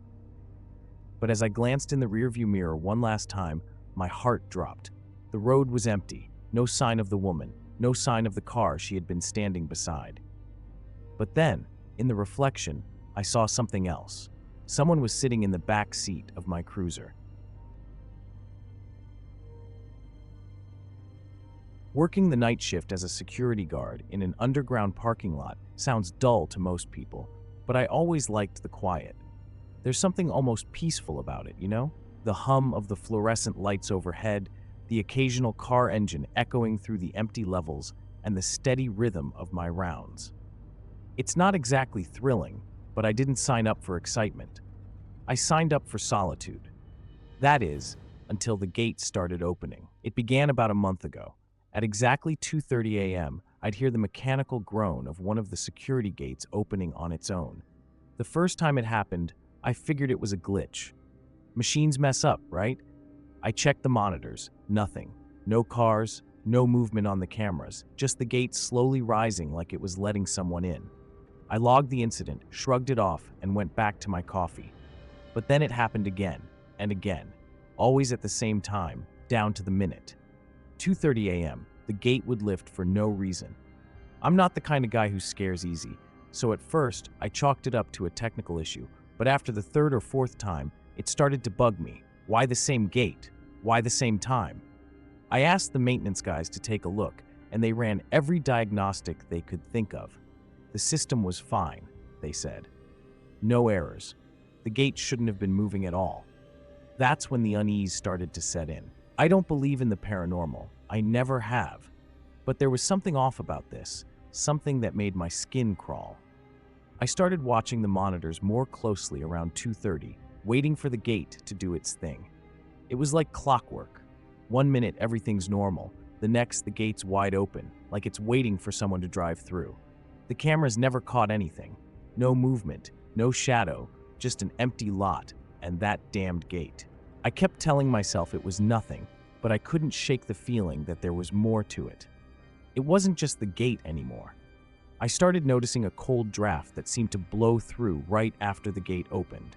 Not the kind of cold that comes from the AC or a vent. It felt sharper, like it didn't belong there. Every night, without fail, I'd feel it rush past me when I went to check the gate. I told myself it was just the air from the garage levels below, but deep down, I didn't believe it. So one night, I decided I'd watch it happen up close. Forget the monitors. I wanted to see it for myself, standing right there. I positioned myself near the gate just before 2:30 a.m., my heart pounding harder than it should have been for something so mundane. As the minutes ticked by, I kept thinking, it's just a glitch, nothing more. This is stupid. Then, right on schedule, the gate groaned and started to lift. No warning, no sound of the motor kicking in, just the slow rise of steel as I stood there frozen, watching it open to nothing. But that cold wind, it wasn't just a breeze. It hit me like someone had opened a freezer door right in front of me, and for a split second, I swear I could hear something, faint, like a whisper carried on that icy draft. After that night, I couldn't shake the feeling that something was watching me. It was a ridiculous thought, but it clung to me like a shadow, following me through the quiet hours of my shift. I tried to act normal, pacing the parking lot like always, keeping my eyes on the monitors, but every time 2:30 rolled around, my heart started to race. I'd find myself glancing toward the gate, waiting for it to move, even though I already knew it would. It always did. One night, I couldn't take it anymore. The not knowing, the unease, it was eating at me. I needed answers. So I asked my supervisor if there had ever been any incidents in the lot. Maybe some faulty wiring, a break-in, something that could explain what was going on. He gave me this strange look, like I'd asked him something he didn't want to talk about. There was an incident years ago, he said, scratching the back of his head. A guy got shot during a robbery. It was quick, but he died by the gate you're talking about. I felt my stomach drop. When? He hesitated. Around the same time the gate opens every night. I didn't say anything. What was there to say? I'd been working next to a place where someone had been murdered, and no one thought to mention it. I asked if there was any footage from back then, and he told me it was long gone, erased after the investigation was closed. Just like that, it became another forgotten story in the city, buried beneath the daily grind of parking tickets and late-night shifts. But now, knowing what had happened, the air around the gate felt different. It wasn't just some random mechanical failure. I couldn't explain it, but every time I stood there, waiting for that gate to rise, I felt like I was trespassing on something I didn't understand, like I was poking at a wound that hadn't healed. A few nights after I learned about the shooting, I decided to stand there again, this time armed with the knowledge of what had happened. Maybe it was stupid, but I needed to see if there was something more, something the cameras weren't catching. I stood there at 2:25, watching the seconds tick down. The closer it got to 2:30, the more my chest tightened. When the gate started lifting, that same cold wind hit me, but this time, I didn't move. I braced myself, feeling the icy air brush against my face. And then I heard it. Clear as day, there was a voice. Low, strained, like someone gasping for breath. It was faint, but unmistakable. Help! For a moment, I froze. The sound wasn't something I could have imagined. It was too real, too desperate. My throat tightened as I tried to swallow, but my body wouldn't move. I just stood there, listening, hoping, no, praying that the voice was some kind of mistake. Maybe there was someone else nearby, maybe a radio left on, but deep down, I knew there wasn't. That faint, pleading word seemed to hang in the air longer than it should have, and the worst part, it came from right behind me, from where the gate had opened. I spun around, my flashlight sweeping across the empty parking lot. There was nothing, no one, just rows of parked cars, and the dim glow of the overhead lights casting long shadows on the concrete. My pulse hammered in my ears, drowning out any rational thought. I forced myself to take a deep breath. "Calm down, Terry," I told myself. "It's just your mind playing tricks on you." But no matter how much I tried to convince myself, that voice still echoed in my head. Help. It wasn't the kind of thing you can shake off easily. I walked back to the security office, my steps quicker than usual, feeling the need to be surrounded by the safety of the monitors and cameras. But even as I sat in front of the screens, watching the live feed of the lot, the nagging sensation lingered. The cameras showed nothing unusual, just the steady hum of an empty parking garage, the gate now closed, as if nothing had happened. But I knew something had. I leaned back in my chair, staring at the screen, my fingers tapping restlessly on the desk. If someone had really said help, where were they? I kept thinking back to what the supervisor had said about the robbery, about the man who died right there at the gate. Was it possible his voice was still lingering? I shook my head, trying to dismiss the idea, but it had already rooted itself in my mind. The next few nights, I found myself growing more restless. Every time I patrolled the garage, I felt like I wasn't alone. The lot was too quiet, the shadows too long. My thoughts kept drifting back to that moment by the gate, and the more I tried to ignore it, the stronger the feeling grew. It wasn't just paranoia. Something was wrong here, something that couldn't be explained by faulty wiring or old stories. On the fifth night after I first heard the voice, I made a decision. I wasn't going to just stand there waiting for the gate to open again. I was going to figure out what was really going on. I grabbed my flashlight and headed back to the gate, this time determined to confront whatever was behind it. I didn't know what I expected to find, maybe another gust of cold air, maybe another voice, but I couldn't let this mystery eat at me any longer. As I stood there, waiting for 2:30 to come around, I felt a strange calm settle over me. I had no idea if I was about to uncover something real or just lose my mind in the process, but I was ready. I stood by the gate, shivering as the clock ticked closer to 2:30 a.m. My flashlight was clutched tightly in my hand, its beam cutting through the oppressive darkness of the parking garage. The air felt unnaturally cold, like it had been drawn from a freezer. I kept my eyes on the gate, hoping the minute hand wouldn't betray me. Every shadow seemed to pulse with a life of its own, and the noise of my breathing seemed unnervingly loud. The clock on my watch blinked to 2:30, and with it, the gate began to groan open. My breath caught in my throat as the metal creaked, a sound I had heard countless times, yet now it felt menacing. I held my flashlight up, aiming its beam directly at the gate. My heart pounded louder than the sound of the gate opening. The cold seemed to seep into my bones as I watched, waiting for something, anything, to happen. The gust of cold air that blasted past me was sharp and sudden. It felt like fingers of ice had brushed against my skin. I flinched, instinctively taking a step back. "Hello?" I called out, my voice trembling. It was an empty attempt, a plea into the void. There was no reply, no rustle or movement. The gate had opened fully, and yet the space beyond was as deserted as ever. I was alone, but I felt the presence of something unseen. I leaned closer to the gate, scanning the area for any sign of movement. The ground was still, the overhead lights casting stark shadows that seemed to dance with every flicker. Nothing was out of place, yet everything felt wrong. I turned back to the office, feeling a creeping unease settling in. The sound of the gate closing behind me was almost a relief, a signal that I could retreat back to my safe zone.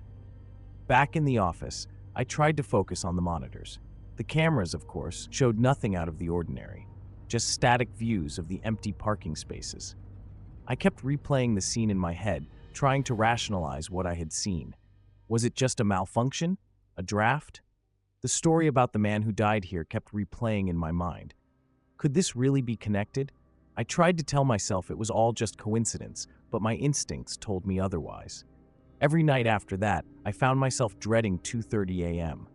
The anticipation was worse than the reality. I couldn't shake the feeling that something was watching, waiting. The parking lot felt less like a place of work and more like a trap, set for something or someone beyond my understanding. I decided that I had to uncover the truth. even if it meant facing something I might not be ready for. As I prepared for another night, I felt a mix of dread and resolve. I was determined to stay by the gate and see this through, no matter what. The deeper I went into this investigation, the more I wondered if I'd find answers or if I'd simply unravel further into the darkness that seemed to be closing in on me. I arrived at the parking garage early, determined to catch whatever was causing the gate to open. My shift had been dragging, the anticipation turning my thoughts into a whirlpool of anxiety. I positioned myself in the corner, out of sight of the security cameras, and settled in to wait. The clock seemed to crawl, every tick echoing in my ears. As the hands of the clock approached 2:30, my nerves were on edge. I gripped my flashlight tightly, trying to ignore the clammy sweat on my palms. The garage was dark, the few lights that were on casting long, twisted shadows that danced across the concrete. I could hear my own breathing and nothing else. I told myself to stay calm, but the cold creeping up my spine betrayed my fear. Exactly at 2:30, the gate began to creak open. My heart raced as I watched the metal panels separate. The gust of cold air hit me again, sharper this time. I took a deep breath and stepped closer to the gate. The temperature drop felt like it was coming from within me, not just from the outside. The blast of icy air made me shiver, but I couldn't tear my eyes away. Then I saw it. A figure, barely more than a shadow, slipping through the gate as it opened. It was so fleeting I doubted my own eyes. I blinked hard, trying to clear the image, but it was too late. The figure was gone before I could react. I scanned the garage, hoping to find any clue, but it was just as empty as it had been every other night. I decided to report it, though I knew no one would believe me without evidence. When I mentioned the incident to my supervisor, he seemed unnervingly calm. "That's the same gate where the guy was killed in the robbery years ago," he said. "Some of the old-timers say it's cursed." His casual tone contrasted with the chill that settled over me. Why had he never mentioned this before? I felt a creeping dread as I left his office. The next few nights were agonizing. Each time the clock struck 2:30, my anxiety spiked. The gate would open, and I'd watch for that shadow, but it never appeared again. Yet the cold never left me, a constant reminder of that fleeting figure. My nightly vigil became a torment, the garage no longer a place of work, but a stage for something I couldn't comprehend. One night, I decided to confront my fears directly. I stood by the gate, determined to see what lay beyond. As it creaked open, I felt the cold envelop me. I stepped through, my flashlight piercing the darkness. The space beyond was barren, but I couldn't shake the feeling that something was just out of sight. Was it my imagination, or had I finally found the place the shadow had disappeared to? The air was colder here, and the stillness more profound. When I returned to the office, my hands were shaking. I couldn't explain what I'd seen or felt. I only knew that the gate's nightly ritual was more than a mechanical glitch. It was something sinister. The garage became a place I dreaded, a dark, uninviting expanse that seemed to promise a new horror each night. And as I drove away each morning, I couldn't help but wonder if I had unlocked something I should have left alone. I'm Clint, a park ranger in the Florida Everglades. My usual patrols cover vast stretches of swampy terrain, but last night was different. Reports had come in about screams coming from an area that's usually devoid of any human activity. I'd heard the rumors before, but this was the first time it felt serious enough to investigate. It was a warm, muggy night, and the air was thick with the scent of decaying vegetation. The kind of air that clings to you and feels like it's part of the swamp's heavy embrace. I strapped on my gear, double-checked my flashlight, and headed out. The stillness of the swamp was unsettling.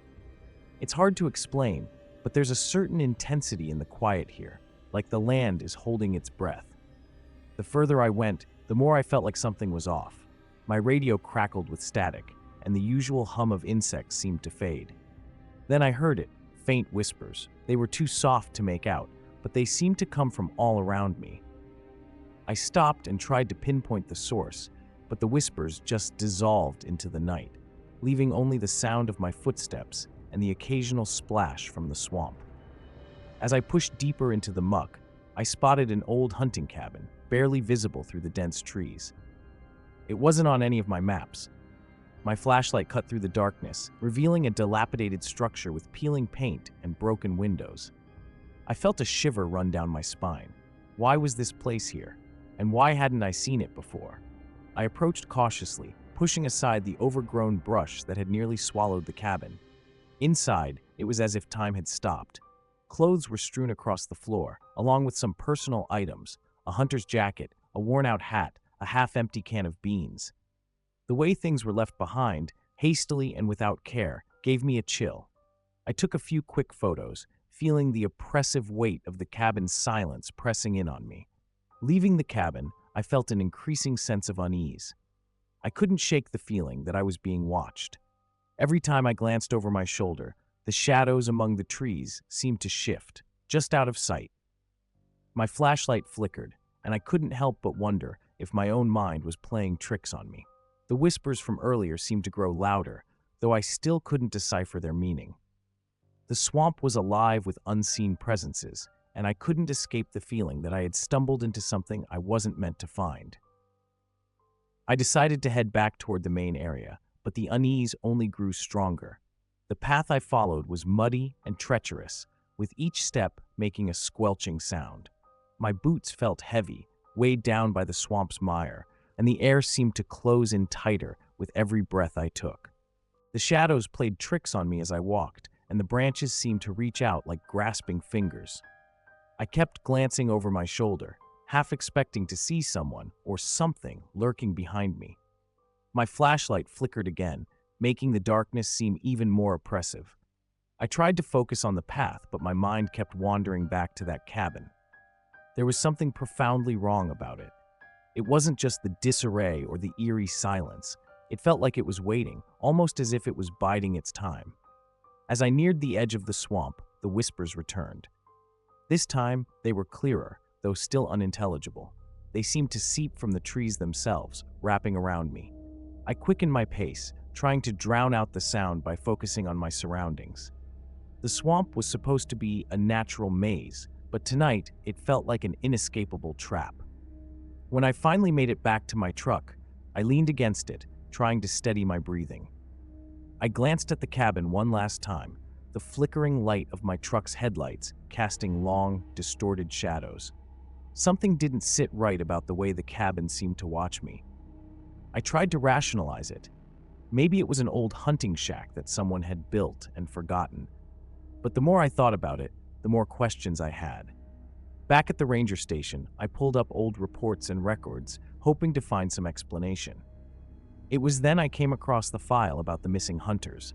They had vanished decades ago, and the case had gone cold. The details were sparse, but there was something chilling about the fact that they had disappeared right in that area.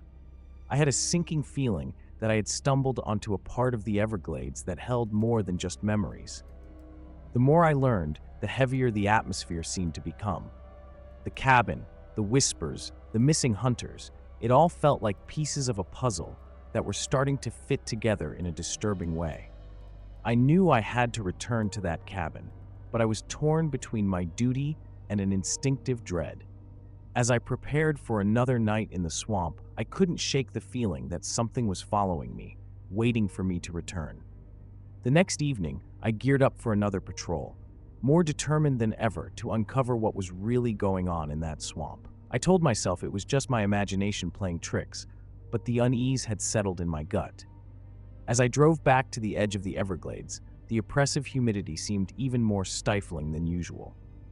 When I reached the area, I took a deep breath and steeled myself.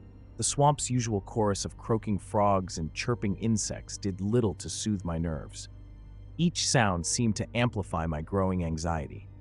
My flashlight cut through the thick darkness, but the swamp remained a tangled web of shadows and half-seen shapes. I approached the cabin cautiously, every step feeling like it was taking me deeper into a hidden nightmare. The old structure was just as I'd left it, creaky, abandoned, and unsettling. I peered through the grimy windows, trying to see if anything had changed. Nothing seemed out of place, but that only made the whole situation more unnerving. As I entered, the smell of mold and decay filled my nostrils. My flashlight beam danced over the interior, revealing old furniture covered in dust and cobwebs. The scattered belongings looked as though they had been left in a hurry. A torn jacket, a half-empty canteen, and a faded map with markings that didn't make much sense. I could almost feel the frantic energy of whoever had been there last, the desperate need to escape. I took a few photos for the report, though part of me doubted I'd need them. My eyes kept darting to the shadows, feeling as though they were watching me. Then, as I turned to leave, a cold gust of wind swept through the cabin, making the papers rustle and the door slam shut behind me. My heart raced. I tried the handle, but it was locked tight. The panic that set in was intense. I banged on the door, shouting for anyone who might be nearby, but no one came. The noises of the swamp seemed to grow louder, more insistent, as if mocking my plight. The whispers were back, this time clearer and more urgent. They seemed to come from all around me, wrapping me in a cacophony of unintelligible sounds. After what felt like hours, I finally managed to force the door open. The moment I stepped outside, the whispers ceased. I hurried back to the ranger station, my mind racing. I couldn't shake the feeling that I was being watched, that something was out there waiting for me to return. The mystery of the cabin and the missing hunters had become personal, and I felt an unsettling connection to the stories I'd heard. The more I learned, the less I understood. What had happened to those hunters? Why did the cabin feel like a trap, and why did the whispers persist? I knew one thing for sure. I had to go back and find out, no matter how terrifying it might be.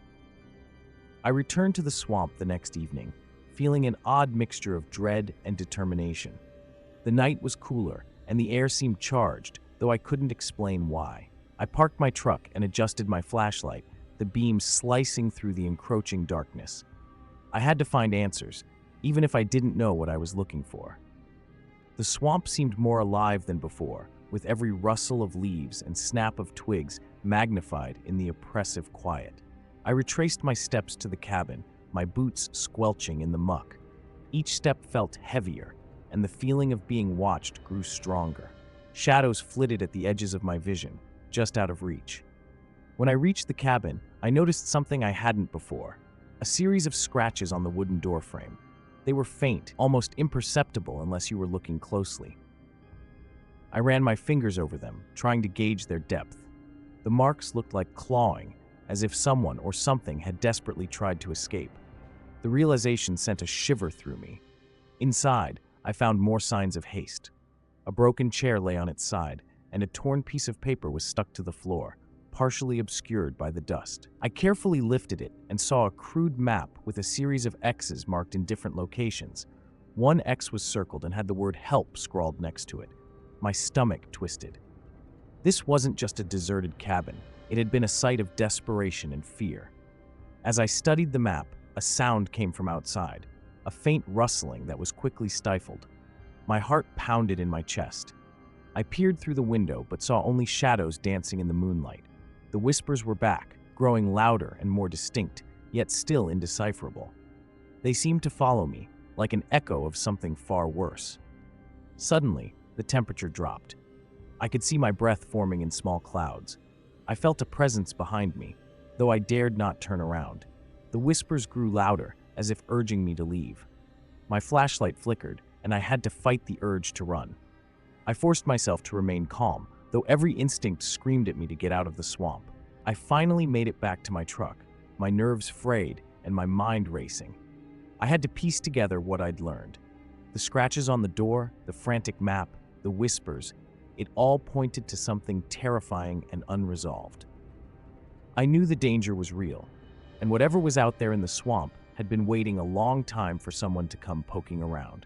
My only hope was to find out more about those missing hunters. I needed to understand what had happened to them and why the swamp seemed to be keeping secrets. My gut told me the answers were hidden deep in the Everglades, and I was determined to uncover them, no matter where the path might lead. I spent the following day digging through old records and news articles about the missing hunters. The deeper I went, the more I unearthed a pattern of disappearances that seemed almost too coincidental. The hunters had vanished during various times over the decades, and each time their belongings were found in similar disarray. It was as if they had been in the middle of something urgent and dangerous when they vanished. By the time evening rolled around, I was back at the swamp, determined to follow the map from the cabin. I had marked the circled X on a map of the Everglades and hoped it might lead me to answers. The sun dipped below the horizon, leaving the swamp bathed in an eerie twilight. My flashlight cut through the encroaching darkness as I trudged through the thick muck, the air becoming heavier with each step. The whispers returned, louder this time, almost as if they were trying to guide me, or perhaps mislead me. My breath came in short bursts as I moved deeper into the swamp, following the route indicated on the map. Every rustle in the underbrush felt like a hidden threat, making me jump at even the slightest sound. My nerves were on edge, and the sense of being followed grew stronger. Finally, I reached the marked spot, a small clearing surrounded by dense trees. In the center of the clearing stood a solitary wooden post, half buried and weathered. I examined it closely and found something etched into the wood. The initials JT were carved crudely, followed by a date from over 30 years ago. A chill ran down my spine as I realized this must have been a marker for one of the missing hunters. I turned to leave, but froze when I noticed a figure standing at the edge of the clearing. It was barely visible in the dim light, but the silhouette was unmistakable. I called out, "Hello? Is someone there?" No response came, and the figure vanished as quickly as it had appeared. My heart raced, and the whispers grew more frantic, echoing in my ears like a cacophony of warnings. I made my way back to the truck with a growing sense of dread. Something was terribly wrong. The missing hunters weren't just lost, they had been pulled into something sinister. I felt a growing realization that the swamp wasn't just hiding secrets, it was an active participant in this horror.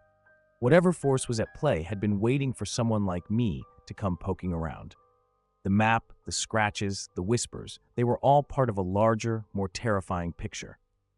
As I drove away from the swamp, I glanced in the rearview mirror, half expecting to see something, or someone, lurking in the darkness. The feeling of being watched didn't fade. If anything, it intensified. The swamp had revealed a fraction of its mystery, and I was left with more questions than answers.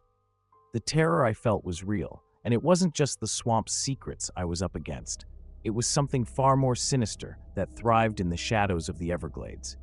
The fear I had felt might just be the beginning of a nightmare that had no end. When I first walked into the old factory, it was like stepping into a forgotten world. The place had been shut down for years, left to decay in its own time. My job was simple: keep an eye on the place after hours, especially since there had been a recent string of break-ins. Little did I know the night shifts would become a different kind of ordeal. The factory's interior was a maze of rusting machinery and broken windows. I made my rounds, each step echoing off the cold, concrete walls.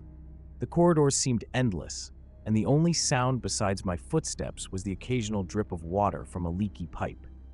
Every now and then, I'd catch a glimpse of something out of the corner of my eye, shadows darting behind the machinery, but nothing ever came into clear view. One night, as I was finishing up my rounds, I noticed something strange. At the end of one of the long, empty corridors, a shadowy figure stood motionless. It was just a dark shape, barely visible, but it seemed to be watching me. I stopped in my tracks, feeling an unsettling chill. "Hello? Anyone there?" I called out, but my voice seemed to dissolve into the vast emptiness of the factory. I approached slowly, flashlight in hand, the beam cutting through the dim light. As I neared the figure, it vanished, swallowed by the shadows. My heart pounded in my chest, but I forced myself to check every corner and behind every piece of machinery. There was no sign of anyone. I couldn't shake the feeling that something was very wrong. Later, as I reviewed the security footage, I was stunned. The cameras had picked up movement in the corridor where I'd seen the figure. There was no clear image of a person, but the footage showed a dark shape moving, exactly where I had seen the figure. My pulse quickened. What was going on here? I decided to show the video to some of my former colleagues. They listened with half-hearted concern until one of them dropped a bombshell. The old manager of the factory had died here during a confrontation with an intruder. He'd had a heart attack in the middle of the struggle. The details came back to me now. The heavy footsteps, the eerie feeling of being watched. The factory's grim past was more than just a story. It seemed to be playing out right in front of me. I tried to push the thought aside, but it lingered, twisting in my mind. What if I was dealing with something more than just a case of bad security?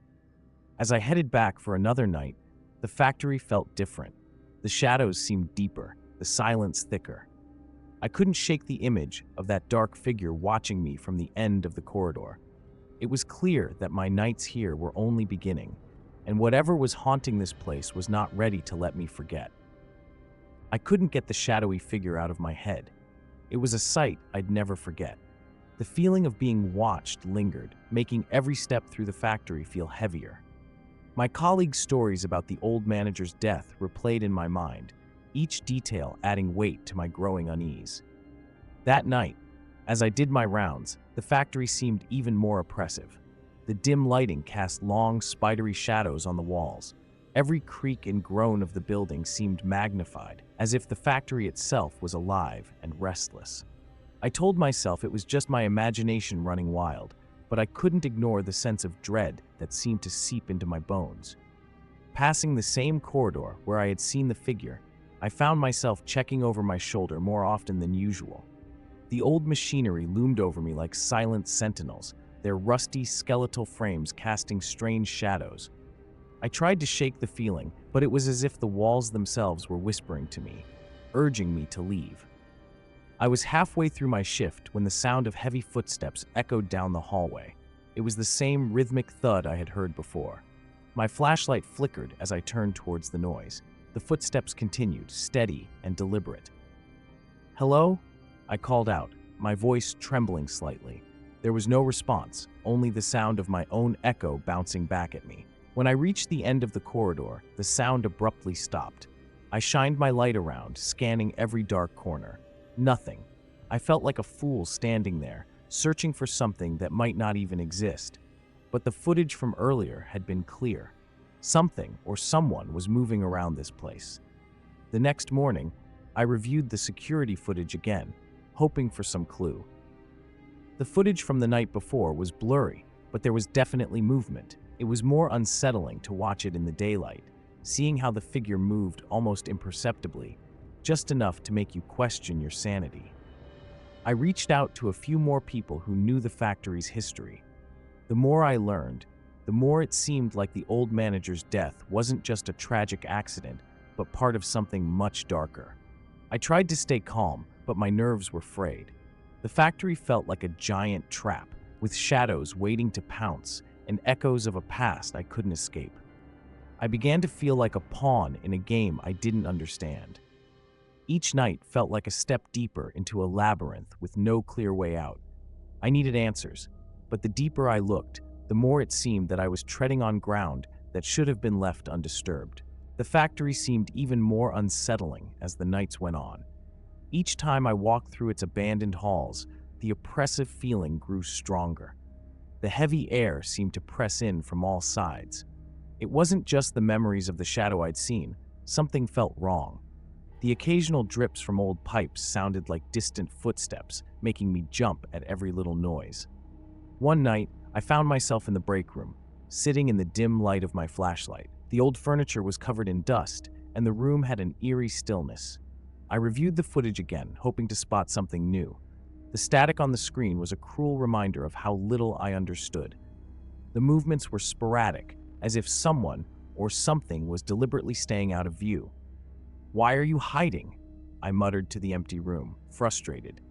Suddenly I heard it again, the unmistakable sound of footsteps. I grabbed my flashlight and headed towards the noise. This time, it seemed louder, more insistent. The sound led me to the old manager's office, a place I'd avoided up until now. The door creaked as I pushed it open, revealing a room frozen in time. Dust-covered papers and old furniture were scattered about. I felt a shiver run through me, but I stepped inside, determined to find something concrete. The footsteps stopped abruptly. I scanned the room, my flashlight flickering. The old desk was cluttered with files, and a broken chair was overturned. My heart raced as I noticed something unusual. a faint, dark stain on the floor, near where the chair lay. It looked like it might have been blood, though it was hard to tell. My mind raced with the implications. Could this be connected to the stories I'd heard? I decided to investigate further. As I moved around the office, I found an old ledger hidden beneath a stack of papers. The pages were yellowed and brittle. Flipping through, I found a list of names and dates, mostly employees from years ago. One name stood out: James Calloway. According to the entries, he had been a frequent visitor to this office. It matched the name of the manager who died here. That night, I couldn't shake the feeling that I was being watched. The factory was filled with odd creaks and groans, as though the building itself was restless. I glanced at the security monitors and noticed something unsettling. The figure I'd seen before appeared again, but this time it was clearer. It moved slowly, as if observing me. I felt a chill and quickly turned away, trying to focus on my job. I knew I had to find out more about James Calloway. The more I uncovered, the more it seemed like the factory was hiding something far worse than I'd ever imagined. The next few nights were the longest of my life. I felt like I was being tested, each shadow and sound seeming to hold more significance. I couldn't shake the feeling that something was waiting for me, just out of sight. The factory's old machinery groaned and rattled, and every creak sounded like a whispered warning. One evening, I decided to dig deeper into James Calloway's past. I found an old newspaper article about a break-in at the factory that had resulted in a violent altercation. Calloway had been described as the manager who confronted the intruder, but the details were sketchy. It mentioned that the intruder had vanished, never to be found. The article's tone was eerie, like it was brushing over something unsettling.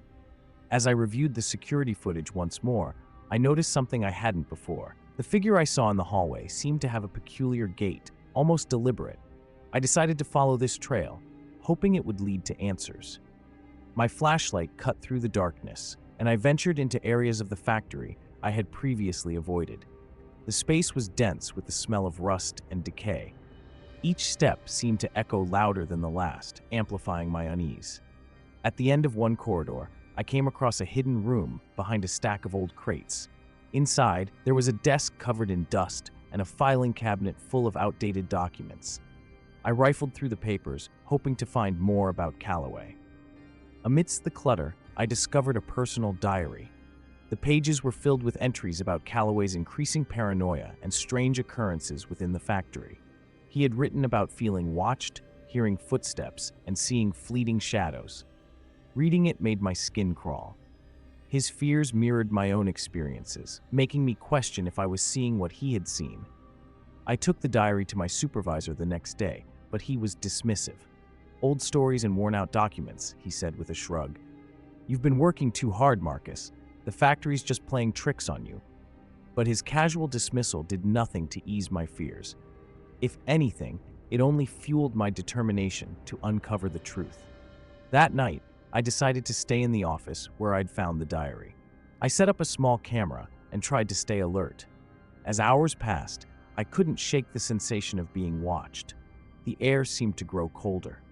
My flashlight flickered sporadically, and the old equipment around me groaned in protest. I could hear the distinct sound of footsteps again, but this time they were coming closer. My breath quickened, and my heart pounded as I scanned the darkened office. The footsteps stopped abruptly. The tension was unbearable. I had the distinct feeling that something or someone was right behind me. My nerves were frayed. The footsteps I'd heard seemed to linger in my mind, the echoes growing louder and more defined, as if they were part of a sinister countdown. I felt a creeping dread that something was closing in on me. I decided to make one final attempt to unravel the mystery, hoping the truth would be enough to set my mind at ease. I returned to the hidden room with the diary, and as I pored over the entries, something caught my eye, a sketch in the margin of one page. It showed a crude drawing of the factory's layout with one particular area marked in red. My heart raced as I recognized the spot. It was a storage room I hadn't yet explored. The drawing was almost too detailed, suggesting that Calloway had spent significant time in that exact spot. The atmosphere in the storage room was dense and oppressive. Shelves filled with dusty boxes lined the walls, and the only sound was the occasional drip of water from a leaky pipe. I moved cautiously, shining my flashlight over the stacks. When I reached the marked spot, I found a loose board on the floor. With a deep breath, I pried it open, revealing a small compartment hidden beneath. Inside the compartment was a single envelope. My hands trembled as I opened it, revealing several photographs and a handwritten note. The photographs were disturbing, images of Callaway in the factory, but there was something off about them. In each picture, a shadowy figure seemed to loom in the background. The note was even more unsettling. It described in chilling detail how Callaway had discovered something sinister about the factory, something that drove him to paranoia and ultimately his death. As I read the note, the factory's shadows seemed to deepen, and the temperature dropped. I felt a presence behind me, a cold breath on my neck. My flashlight flickered and then died completely, plunging me into darkness. Panic set in, and I fumbled to relight the flashlight, but the darkness remained stubbornly impenetrable.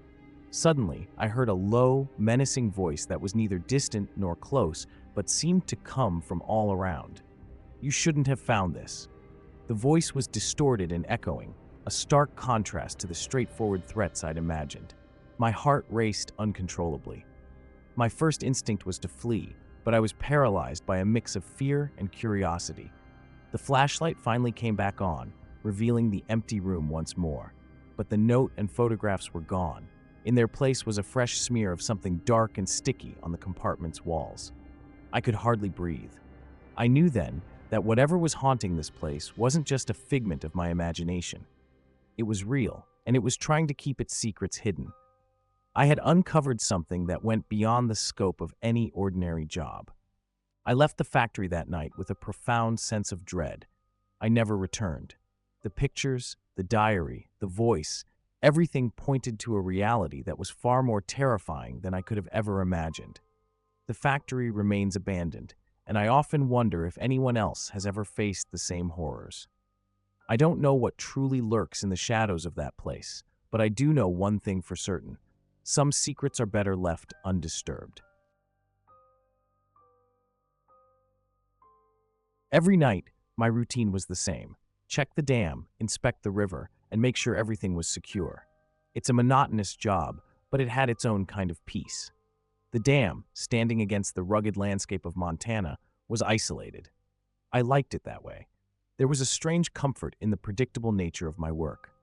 One evening, as I walked the usual path along the river, the air felt unusually still. I brushed it off. Nothing ever happened out here. I was a few paces from the water's edge when I heard it.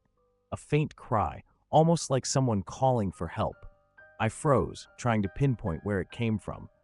The sound was distant, but clear enough to make my heart race. I ran to the riverbank, scanning the dark surface for any sign of life, but there was nothing, just the water, moving in its steady, indifferent way. I tried to convince myself it was an animal, or perhaps the wind playing tricks. The thought that someone might be in real danger didn't sit right with me. I checked the area thoroughly, but I found nothing.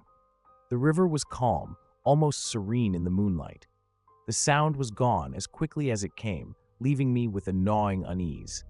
I returned to my patrol, but my mind kept drifting back to that cry. In the following nights, the cry returned, always at the same time, exactly 3 minutes past midnight. I couldn't ignore it anymore. Each time, I would hurry to the riverbank, only to find the same empty scene. I even started carrying a flashlight, hoping to catch a glimpse of what I was missing. But each time I shined it on the water, the beam revealed nothing but ripples in the dark. My colleagues thought I was overreacting. "It's probably just a stray animal," they said, dismissing my concerns. But the consistency of the sound bothered me. It was as if it was waiting for me, each night, as if it knew I would come. The more I thought about it, the more I questioned my sanity. Maybe I was hearing things, maybe I was just tired. I decided to dig into the history of the river and the dam. I wanted to understand if there was anything that might explain the cries. The locals spoke of old tales, of a fisherman who had drowned in the river years ago. They said he had been pulled under by a fierce current and that his cries for help could still be heard on quiet nights. I listened to their stories with a mix of skepticism and dread. Could this really be connected to what I was hearing? Each night, as the cry echoed in my ears, I felt a growing sense of dread. I knew I had to find out what was causing it. But with each step I took toward the river, the feeling that something was deeply wrong only grew stronger. And every time I reached the riverbank, the darkness seemed to press in, making the familiar world around me feel foreign and unsettling. The first time I shared my concerns with Dave, a fellow guard, he just laughed it off. "You've got to stop spooking yourself, Mike," he said. "This place plays tricks on you. You've been working nights too long." I tried to laugh along, but the unease wouldn't leave me. That night, while walking the same stretch of the river, I made a point to stay alert. I kept my flashlight on, scanning the shadows that seemed to shift with every gust of wind. The cry came again, right on cue. I stopped dead in my tracks, the sound slicing through the darkness. It was almost as if the river itself was pleading for help. "Hey!" I called out into the void, my voice barely reaching the other side. "Is someone there?" I felt ridiculous shouting into an empty river. The water remained unmoved, its surface as still as ever. Yet the cries persisted, the tone mournful and urgent. Each night it grew more intense, more desperate. The more I heard those cries, the more they gnawed at me. I began to keep a log of every sound, every strange feeling. My notes became a jumble of anxiety and confusion. I jotted down every detail, trying to find some pattern, some explanation. But all I had were vague, unsettling descriptions and the growing realization that something was not right. One night, I decided to try something different. I set up a small recording device near the riverbank. I wanted to capture the sound, hoping to find some rational explanation. As the hour approached, I felt a familiar chill as the cry echoed once more. I stared at the recording device, my heart racing, but the darkness yielded no answers. I played the recording back, and my pulse quickened. The cries were there, as clear as ever, but there was something else, a faint, low murmuring just beneath the surface of the recording. The next morning, I shared the recording with some of the locals, hoping for a fresh perspective. Old Mr. Harlan, who had lived in the area forever, looked at the recording with a somber expression. "This river's got its own stories," he said, his voice carrying an air of resignation. "A man drowned here a while back. The locals say he calls out for help on quiet nights. Nobody's ever really seen him, but the tales, they keep coming back." His words hit me hard. Could the cries truly be connected to that old story? I wanted to dismiss it, to believe it was just a coincidence. But the more I thought about it, the more it seemed to fit. The idea of a lost soul trapped in the river, reaching out for someone to hear his plea, was more unsettling than I cared to admit. As days turned into weeks, the cries continued, each night growing more intense. I felt trapped in a loop, caught between my skepticism and a creeping sense of dread. Each patrol became a test of my nerves, and the darkness seemed to close in tighter. I kept returning to the riverbank, hoping for answers, but all I found was the persistent echo of a voice that never seemed to fade. I couldn't shake the feeling of being watched. The river, once a simple backdrop to my nightly rounds, had become a source of constant dread. Every night, the same haunting cries pierced through the darkness. Each call seemed to draw closer, yet whenever I reached the river's edge, there was nothing, only the dark, cold water and the relentless sound of the current. One evening, as I was walking along the river, I noticed a faint light coming from the water. I squinted, trying to make out what it was. The light flickered and danced, almost as if it were trying to guide me somewhere. I moved closer, my flashlight cutting through the shadows, but as soon as I stepped forward, the light vanished. The cries began again, louder this time, almost desperate. I set up another recording device, this time hoping to capture more than just the cries. I wanted to understand what was happening, to find some logical explanation for the unrelenting sounds. As I placed the device on a rock near the river, a chill ran down my spine. It was as if the darkness around me was alive, pressing in with a weight I couldn't shake. When I reviewed the recording, my heart pounded. There was a faint, blurry shape in the footage, just near the water's edge. It was hard to make out, but it looked like a shadow, shifting and moving. I replayed it several times, but each time the image was the same, unclear, unsettling, and impossible to ignore. My hands trembled, as I watched the shadow flicker in and out of view, accompanied by the now familiar cries for help. I decided to dig deeper. I spoke to more locals, piecing together the history of the river. It turned out the fisherman who drowned had been a frequent visitor, a man known for his love of solitude and fishing. The locals spoke of him with a mix of sadness and reverence, as if his presence still lingered in the area. One elderly woman told me he had been found clutching at the riverbank, his last moments a desperate struggle against the current. Her words haunted me. Every night I returned to the riverbank, listening to the cries, searching for answers. The sounds were always the same, growing more frantic with each passing night. I began to question my own sanity. Was I hearing things? Was it my mind playing tricks on me? Or was there really something out there, reaching out from the depths of the river? One night, as I stood by the water, I heard the cries once more, but they were different this time. They were softer, almost as if they were coming from within the river itself. My flashlight illuminated the dark water, revealing nothing but the ripples on the surface. I felt a growing unease, a sense that something was about to happen. The cries grew louder, almost unbearable, and I realized I couldn't stay there any longer. I turned and left, the sound of my footsteps echoing as the cries faded behind me. The next day, I reviewed the footage again, looking for anything that could explain what I heard. But the video was as unclear as before, the shadow still present, shifting and moving. I was left with more questions than answers, and the sense of dread only deepened. The river's cries were a constant reminder of a past tragedy, and I felt trapped in an endless loop of unanswered fears. Each night, the calls grew more desperate, a piercing cry that seemed to cut through my bones. I tried to ignore it, convincing myself it was just the wind or some trick of the river. But the sound was relentless, and it gnawed at my nerves, pulling me towards the water's edge with a mix of dread and curiosity. One night, as I was doing my rounds, I saw something strange. The river's surface was unusually calm, almost too calm, considering the current was usually strong. The cries came through, louder and clearer than ever before. It wasn't just a sound anymore. It felt like a presence. I approached the river, flashlight in hand, trying to make sense of the shifting shadows. My heartbeat quickened as I noticed a faint, ghostly figure moving in the dark water. It was fleeting, disappearing as soon as I tried to focus on it. I couldn't shake the feeling that something was trying to communicate with me. I spoke to the river, more out of desperation than reason. If someone's out there, I'm here. I want to help. The words felt hollow, lost in the vastness of the night. The cries intensified, echoing my futile plea. I felt a cold sweat on my forehead, and my fingers trembled as I adjusted the flashlight. The next day, I sought out more information from the locals. I found an old man who had lived in the area for decades. His face grew solemn as I described the cries and the figure in the water. "I've heard tales," he said, his voice low, "of a man who never left the river. Some say he's still out there, crying for help."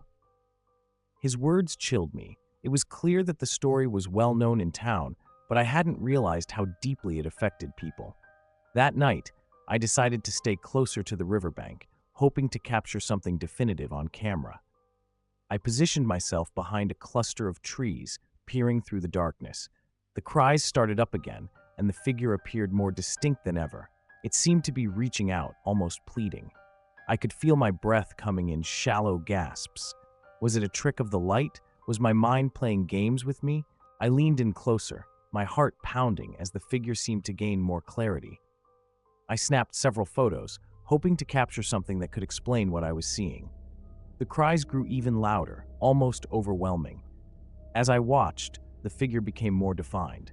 It was a man, his face twisted in an expression of agony.